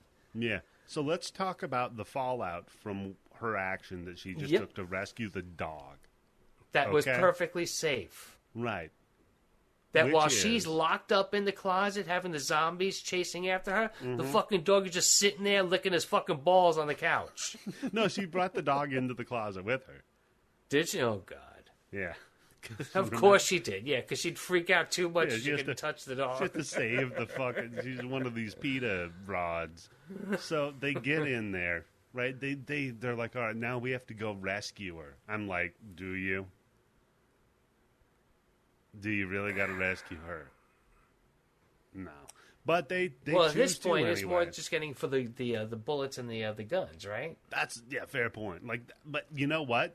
You could have done that later. But whatever. So they go over to do the rescue mission. They're like, all right, we got to go get Nicole and find the Andy zombie and pop him, right? So they suit Couldn't up. they work the zip line up between the mall and the Too far. It's too far. You know, they could have taken a couple of approaches. Put some ingenuity to it. Read some fucking books. I'm sure there's a bookstore in that place. Something to do with like how you can take a propane tank and shoot it, propel it across the fucking thing, give them a hook. So, to be fair, though, Charles, from what I saw them doing with those fucking shuttles and with all the cool things that they rigged up, everybody knows what the shit they're doing. Every one of them has an engineering degree. Yeah, but I mean, it's not that hard to just weld shit to a thing. You just know what I mean? weld a big fucking ladder. Just put it across the other fucking roof. That's it. There you go. Yeah. Make a ladder across the You know parking what? lot. Make stilts. Yep. Just stilt walk across the zombies. Oh, the only guy left in the zombie circus is the guy on the stilts? Yeah, the guy dressed like Uncle He's Sam. getting tired. How come every dude on stilts, by the way, is either a clown or Uncle Sam? That's true. That's a good point. Why don't they ever make a giraffe? Yeah, you ever see a giraffe, which would make sense. You never see, like, a gorilla on stilts. Nothing. It's always just Uncle Sam or a fucking clown. But I mean, you don't see gorillas walk too up high anyway. I'm just saying anything. Give me anything. Yeah, but wouldn't it be easier to use 4 stilts instead of 2 stilts? Yeah. I mean, You'd be like those dudes in Mad Max Fury Road. Oh, yeah. But I mean, it's well documented, Eddie, that Uncle Sam was 7'20". So I mean, that's true. He was that tall. He needed to be that tall for the beard. and Uncle Sam isn't even a real motherfucker. A gorilla is. Yeah, fair. Yeah, gorillas can be real motherfuckers. I'll tell you that. Yeah. So, okay. Here's the collateral damage, right? The dude, the old guy, Tucker, falls down a manhole. Daniel Stern on crack? Poor Tucker. He falls down an open manhole cover and breaks his legs. Gets fucking eaten by the zombies. Then they finally make it back to the mall. Steve, who was supposed to be at the door to let him in, he fucked off. Anna opens the door. They let all of the zombies in the mall. They've lost control of the mall and killed Tucker because fucking this broad, Nicole, was like, well, we should go over and rescue the dog. All because of a bitch. And I will leave that up to you to decide what exactly that means. All because of chips. So, yeah, they're like, all right, let's go hop in our reinforced buses and make a break for it because the mall's flooded. They run, they hop in the elevator. A little fun. CJ is like, yeah, I like the song in the elevator. Okay, again, was this the first time we've seen this in a movie? Because this becomes a big thing now, where you see that a lot in movies, in action movies, where they're all the killers in a fucking elevator, and somebody's like, da, da, da, da, da, da, da, da, singing along to the fucking elevator song. Yeah. But it doesn't make it any less funny, especially because that's No. all out of love. So it's even funnier. By Air Supply, yes. Yeah. Yeah. Wasn't even Look at CJ. You would have not expect him to be like, yeah, I love Air Supply. Well, I also wouldn't expect him to make a hero turn, but, we got to move the movie along here. Mm-hmm. So they get in the buses. They're trying to fucking ram it through there, but the zombies are tipping it over. They start using the little slits for the chainsaws to saw them up. CJ does the cool propane tank trick from the roof and chucks one down and then shoots it. It blows up like craziness. Oh, wait, I'm sorry. I know. I'm go jumping for it. back. But, again, just how stupid this fucking redheaded chick is. Oh, yeah. Yeah. When they throw that propane tank, yeah. and she says, but how are we going to know if he hits it? Yeah. Shit. There's going to be an explosion, you stupid fucking Wait, idiot. Tim, let's you know what? I'm going to play devil's advocate here. There was no YouTube at this point to watch videos of people shooting propane tanks. Yeah. Fair. I mean, know what's going to happen. When I was born, there was no YouTube and there's no internet, but I also knew that if I ever got my hands on a gun in a propane tank that was full of gas, you probably wouldn't want to shoot it. That's not fair, Tim. You were born at the height of Vietnam, so Yeah, that's true. Fair. I learned about napalm out of the womb. yeah. Yeah. Fair point. But I also did try to shoot a spear gun in a tub, so I might have shot a propane tank. That is still the with a greatest shotgun. story ever. Still one of the best Tim stories, man. I love that one. I'm surprised you didn't get on the bus or the subway and go to fucking Coney Island and then go to the beach just to shoot it under the water. Yep, it works. You know what, though? I'll tell you right now, Tim. I bet if you went out, you got a wetsuit and a spear gun, you got an underwater camera, you could have a very successful YouTube channel right now. Me just spear gunning shit. You just spear gunning like old rubbers and fucking Will it go in and out? I caught a Coney Island jellyfish. yeah. Just finding Hoffa's body down there. You go, hey, look what I got. So yeah, no, they one of the buses tips over though because they're driving so fast. Well, because operating a chainsaw inside of a bus when you're a really old dude and somebody taking a hard left, you fall. Tim, you had to have appreciated this, though. It's a good scene. No, again, it's a good practical effect. It's really good. But yeah, again, it's just, there's little stupid parts in this movie that drive me insane. Yeah. When he saws the redhead down the shoulder, kills her. The blonde. Or the blonde, It's the that's blonde, right. yeah. God damn it, because the redhead fucking, the blonde. What's her name? No name. Tits. He saw his tits the down naked the one. middle. Yeah, Tits McGee. And himself. Then they flip the fucking bus over. Steve gets out. He's like, all right, I'm going to get the fuck out of here. Gets bit immediately because we have to set up Anna finding him, shooting him in the head because she said she would. And super quick, too. No bullshit lines, nothing. Just no bang. hesitation, no nothing. And going back and being like, I got to get the keys to the boat. I was like, okay, good move. Now, my questions are, who knows how to drive the boat? And who knows what the boat is? Yeah, Where who it knows is, which what the boat name of it is, is.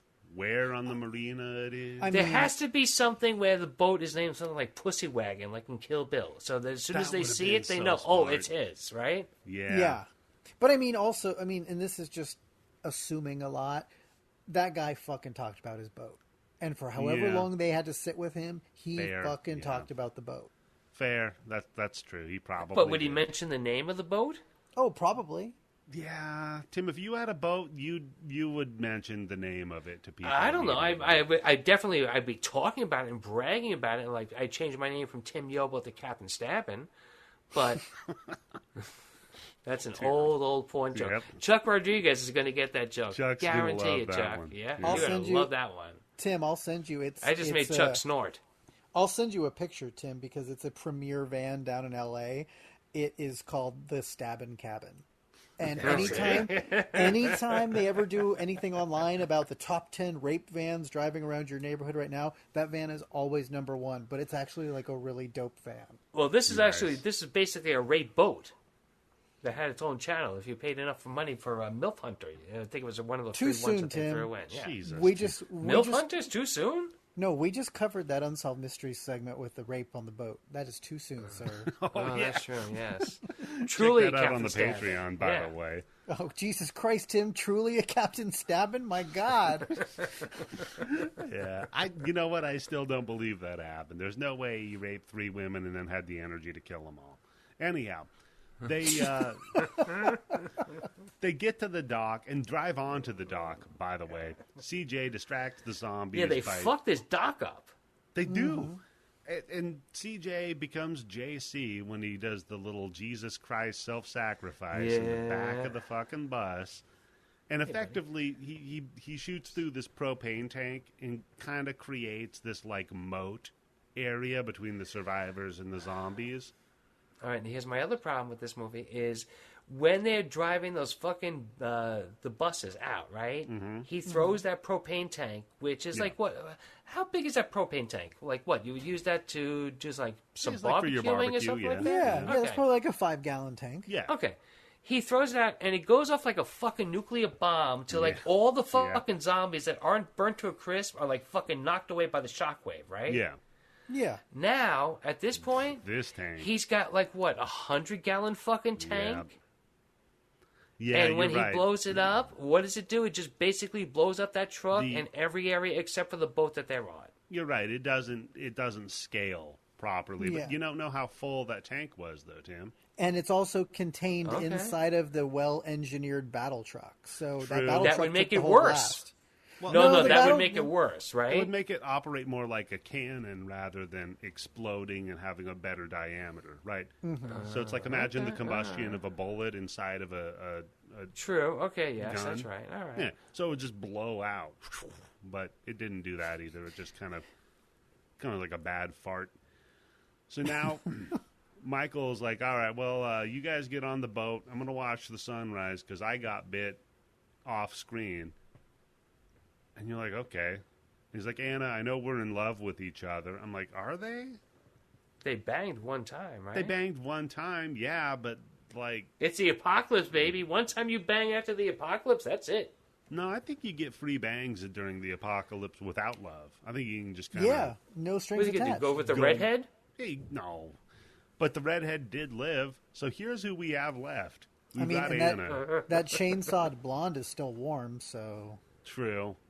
You could probably sneak one in real quick. So you got Anna.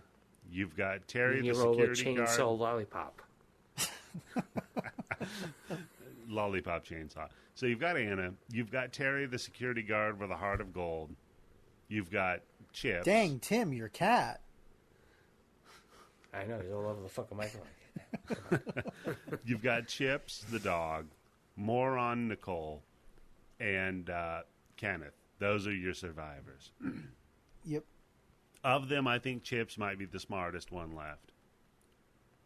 And The Chips, dog. unfortunately, Yeah, is because prob- at the end of the movie, Chips knows exactly what to do once they get to land. It's the only one that lives. Because then, yeah, okay, they all sail off and a movie. But wait, no. We have the credits stuff going on. Got some more tits.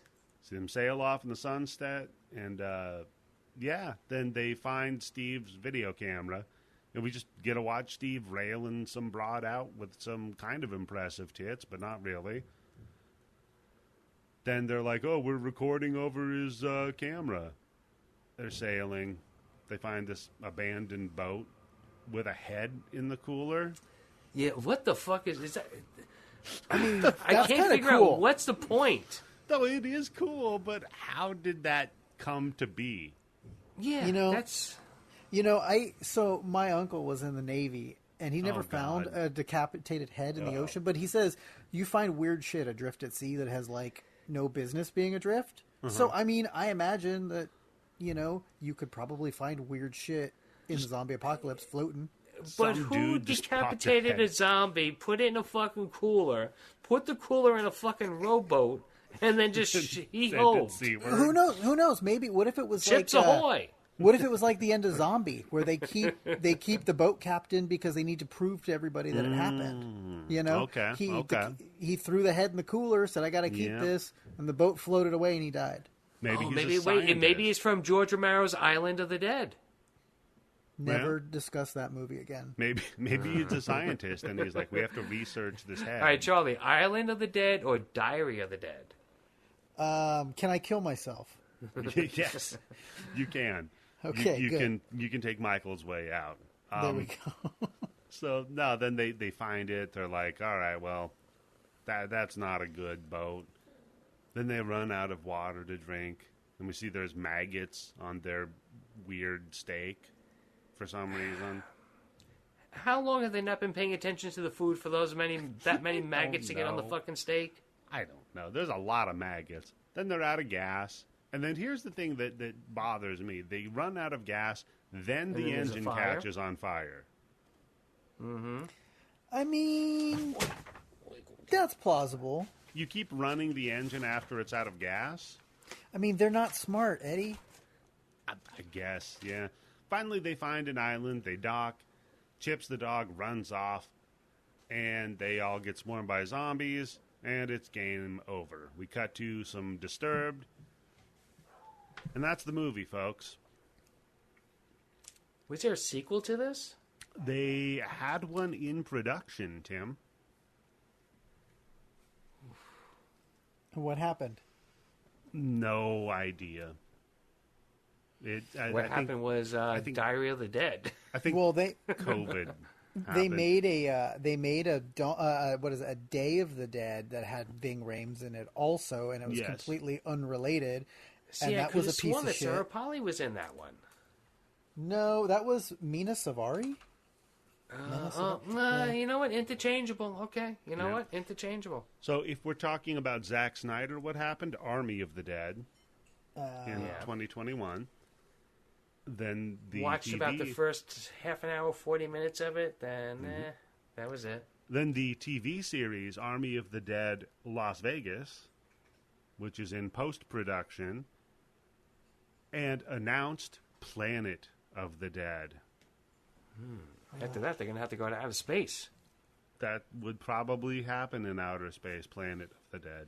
You know what? If they do one in outer space, I think they should really do a Snake Plissken outer space movie like they're supposed to. That should come first. You have to do that, and then you can introduce Jason. He causes the zombies. There we go. You have a Jason X versus Snake zombie movie. Jason goes back in time. He gets bit by a zombie. Then he brings that zombie back to the future because the zombie's still biting him while he gets sucked back into the time machine. Yeah. There you go. go. They thaw the zombie out, and the zombie's like, don't thaw out Jason. His evil transcends time. Yeah. So, God, what a fun movie. I mean, it's not good. It has its good points. It has its bad points. Like I said, if it wasn't named Dawn of the Dead, I think it would be much better for everybody involved. I don't understand why you're going to take that iconic name and put that on your movie and then just use the basics of it being in the mall. Having it set in the same setting and using the name sells tickets. Exactly. I'll say That's that true. for sure. Yes. But at the end of the day, Tim, you're so right. If they had named this something differently, look, I'll trade off of just the strength of the first 15 minutes of this, but you got to go one direction or the other. Either you need to tack on another 15 minutes and flesh out your characters, or you cut it down to 90 minutes and you get rid of most of the other characters. That's it. Mm-hmm. That's the answer. And they didn't do either. Nope. What about And you, Look Charles? at the remake of the original Night of the Living Dead. If you like it, you like it. If you don't, you don't. But it's a remake of the original Night of the Living Dead. They changed it around a little bit, right? Yeah. Very minimally, but Tom Savini directed it. I mean, Tom That's is not also going to right, go yes. against George's wishes. You know what I mean?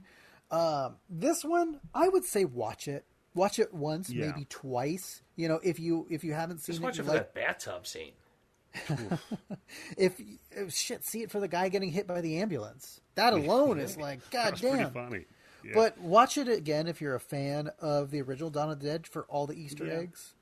Yeah, You know? I mean, Yeah, that, if that anything, I stuff's would have to funny. say, if I had to describe this movie, I would say this movie is a real roller coaster.